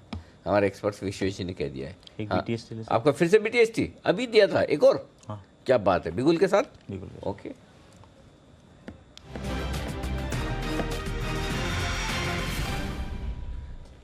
बोलिए सर। खरीदारी की राय होगी वो है हीरो मोटर कॉर्प। मेरे हिसाब से ऑटो में बजट के दिन जो OI डेटा बिल्टअप हुआ था वो कहीं ना कहीं इंडिकेट कर रहा था कि पोस्ट बजट भी शायद उसमें मोमेंटम कंटिन्यू रहेगा, और आज के दिन में मेरे हिसाब से स्टॉक अच्छे लेवल के ऊपर जा रहा है। तो 2785 फ्यूचर में स्टॉप लॉस रखना होगा, और जो पहला टारगेट होगा वो 2870 और उसके ऊपर में 2920, ये दो टारगेट के लिए खरीदारी करनी चाहिए। चलिए, तो हीरो मोड को आप पे नजर रखें, यहाँ पर एक्शन जो है वो तेज हो सकता है। वैसे भी ऑटो स्टॉक्स जो है वो दिन के उच्चतम स्तर क्या बताया आपने? 2785 2785 और टारगेट रहेगा 2870। स्टॉप लॉस बहुत दूर नहीं है आपका, 2870 चल रहा है। इनफैक्ट हो गया आपका पहला टारगेट जो था 2920 का टारगेट। 2920 का दूसरा टारगेट। पहला टारगेट होगा 2870, तो मतलब 70 रुपीज़ का, 50 रुपये का अप मूव, और यहाँ पे जो स्टॉप लॉस रहेगा 2785 का। चलिए, 2920 के लक्ष्य के लिए आप खरीदारी कर सकते हैं। 2870 तो चल रहा है, फिर ये क्या है? फ्यूचर में 2824 चल रहा है सर। अच्छा, फ्यूचर में डिस्काउंट में इतना डिस्काउंट है? हाँ, क्यों? शॉर्ट्स हैं सिस्टम में, क्योंकि स्टॉक 3300 रुपये से 2600 रुपये वन साइड आया है। अब ठीक है, मैं तभी तो मैं बोल रहा हूँ कि आप मैं तो फ्यूचर, आप मेरे हिसाब से आशु जी अगर सुन रहे हो तो मैंने आपकी एडवाइस फॉलो की है। उन्होंने कहा था कि फ्यूचर के लेवल दीजिए कीजिए, तो मैं फ्यूचर के लेवल तो, लेकिन आप तो पहले से ही हमेशा आपके जो भी कॉल्स उसमें रिस्क और रेशो बड़े तगड़े होते हैं। एक रुपया आपको नुकसान करके 3 तो कम से कम कमाने ही होते हैं, है ना? तो यहाँ पे सर आइडियल स्टॉप लॉस मेरे हिसाब से यही बैठेगा, वरना फिर वॉलेटिलिटी नहीं, अच्छा है, कोई दिक्कत नहीं, बिल्कुल ओके। ये है आपके लिए इस वक्त परफेक्ट है, ठीक बात है। इनफैक्ट आज जो तेज़ी बन रही है ना उसमें अब टाइटन तो और कमाल कर रहा है, तो 4% के ऊपर आ गया, अच्छी तेज़ी। और इसके अलावा एक्सिस बैंक और इंडसइंड बैंक, ये बैंकिंग सेक्टर में सबसे तेज दौड़ लगाने वाले स्टॉक्स आज इंडेक्स पे हैं, निफ्टी पे। अगर एक्सिस बैंक और इंडसइंड बैंक देखें तो वहां पर तेजी देखने को मिल रही है, और इंडसइंड बैंक दिन के उच्चतम स्तर पे है। एक बार विश्वेश जी अगर आप इंडसइंड बैंक देख के बता दें, क्योंकि 2% ज़्यादा की तेजी आज ही स्टॉक में देखने को मिल रही है। मेरे हिसाब से लैकलस्टर रहना चाहिए रजत, लेकिन लोअर लेवल से हिसाब से बाइंग आई है। अब ये बाइंग कितनी सस्टेन करती है वो देखना होगा, क्योंकि अगर मैं OI चेक करता हूँ तो 1560 के कॉल ऑप्शन में हाईएस्ट हुआ है 249,000 शेयर्स का। सो मेरा ऐसा मानना है कि 1560 की कॉल ऑप्शन में आज भी ऑलमोस्ट 95,000 शेयर जुड़े हैं, तो अपसाइड शायद कर्टेल रहे 1560, तो मतलब 1540 तो फ्यूचर में फिलहाल ही चल रहा है, तो 20 रुपये तक की अपसाइड एक्सपेक्ट कर रहा हूँ। तो अगर करना है कुछ बाय बैंकिंग प्राइवेट में स्पेशली, तो एक्सिस बैंक हो सकता है। बजट के दिन भी हमने रिकमेंड किया था। मेरा ऐसा मानना है ये सीरीज में शायद 780-800 तक के भी लेवल दिखे। सीमेंट में प्रिज्म सीमेंट चला है आज सबसे परसेंटेज के वाइज। अगर आप रिटर्न देखें तो प्रिज्म सीमेंट में आज रिटर्न काफ़ी स्ट्रॉन्ग है, कैश मार्केट का शेयर है। एक बार कुणाल जी अगर आप को सुन पा रहे हो तो यहाँ पर प्रिज्म सीमेंट ये देख के बताएं सर, 2.5% के आसपास की क्लोजिंग हो रही है इसकी तेजी में। देखिए जिस तरह का स्ट्रक्चर है रजत, मुझे लगता है प्रिज्म सीमेंट में भी निचले स्तरों से एक अच्छा पुल बैक बन रहा है और हो सकता है कि ये पुल बैक और एक्सटेंड करे। इस काउंटर में भी 68 हाफ तक के लेवल्स आते हुए दिख सकते हैं और अगला जो लेवल है वो 68 हाफ 69 का है। ये पार होगा तो फिर 72 के लेवल्स भी इसमें देखने को मिलेंगे। तो मुझे लगता है कि ओवरऑल जो जितने भी ये south India based cement stocks है सभी के चार्ट में सुधार है। इसमें भी आपको पुल बैक दिख रहा है। 6850 पहला टारगेट होगा। ओके, तो ये है आपके लिए टारगेट। और इस वक्त जो आखिरी 1 मिनट बचा है क्लोजिंग में, 2 मिनट रजत, ये देखिए क्लोजिंग अच्छी होने के आसार। 10,930 पे क्लोज हो रहा है आज, जहाँ पे जाकर बार बार रुकते हैं आज वहीं क्लोज हो रहा है। 27,250 पर बैंक निफ्टी क्लोज होने की कोशिश कर रहा है। हालांकि सेंसेक्स में उतना दम नहीं है, मुश्किल से 30 पॉइंट ऊपर, लेकिन बाकी मार्केट बाकी इंडेक्स अच्छा क्लोज होने की कोशिश कर रहे हैं, ये साफ दिख रहा है। पर आपने 10,925 नीचे बोला और 10,975 बोला, ऐसी रेंज के बीचों बीच यहाँ पर आज अभी तो फिलहाल जितनी देर में हम जुड़े हैं उसी बीचों बीच कामकाज होता हुआ नजर आया। कोई बहुत बड़ी तेजी नहीं, लेकिन हाँ आज जो तेजी बनी उसमें एनबीएफसी पॉकेट, इसमें आज एक्शन स्ट्रॉन्ग था। डीएचएफएल, ग्रुप फाइनेंस, इसके अलावा जो बाकी के शेयर्स हैं उज्जीवन, इन स्टॉक्स में अच्छी खरीदारी थी। श्रीराम ट्रांसपोर्ट, इस स्टॉक में आज एक्शन तेज देखने को मिला और इसकी क्लोजिंग लगभग 4.25% के आसपास तेजी के साथ होती हुई नजर आई। तो एक तो एनबीएफसी पॉकेट चला और दूसरा था ऑटो, जिसमें आज रिटर्न्स बहुत शार्प मिले। हीरो मोटोकॉर्प और बजाज ऑटो जैसे स्टॉक्स ने लीड किया, साथ साथ चल गए मारुति सुजुकी जैसे स्टॉक भी, लेकिन जो पिछड़ा वो था टाटा मोटर्स। यहाँ पर आज के सत्र में गिरावट देखने को मिली। इसके अलावा बैंकिंग में 2 स्टॉक्स जो हम बार बार डिस्कस कर रहे हैं, उसमें इंडसइंड बैंक और एक्सिस बैंक में आज के सत्र में एक्शन स्ट्रॉन्ग देखने को मिलता है। रिजल्ट्स का इंपैक्ट अभी भी पड़ा है सेंचुरी प्लाई पे। ये स्टॉक पलटा, जैसे रिजल्ट्स आए वैसे ही ऊपरी स्तरों पे मुनाफा वसूली देखने को मिली थी, लेकिन अब निचले स्तरों से सुधरा है। 5% की तेजी स्टॉक में देखने को मिल रही है। फिलहाल 4% तेज है ये स्टॉक, 169 का मौजूदा स्तर। इंडेक्स 32 पॉइंट इस समय सेंसेक्स ऊपर है। निफ्टी पे अच्छी स्ट्रेंथ 10,933 और निफ्टी बैंक भी लगभग 1/4 फीसदी 1200 करोड़ का मुनाफा आया है टेक महिंद्रा का। टेक महिंद्रा के रिजल्ट्स आपके सामने हम रख दें फटाफट से। रजत आपको बता रहे हैं जल्दी से इसका अनुमान। टेक महिंद्रा, जी हाँ, अनुमान मेरे सामने है।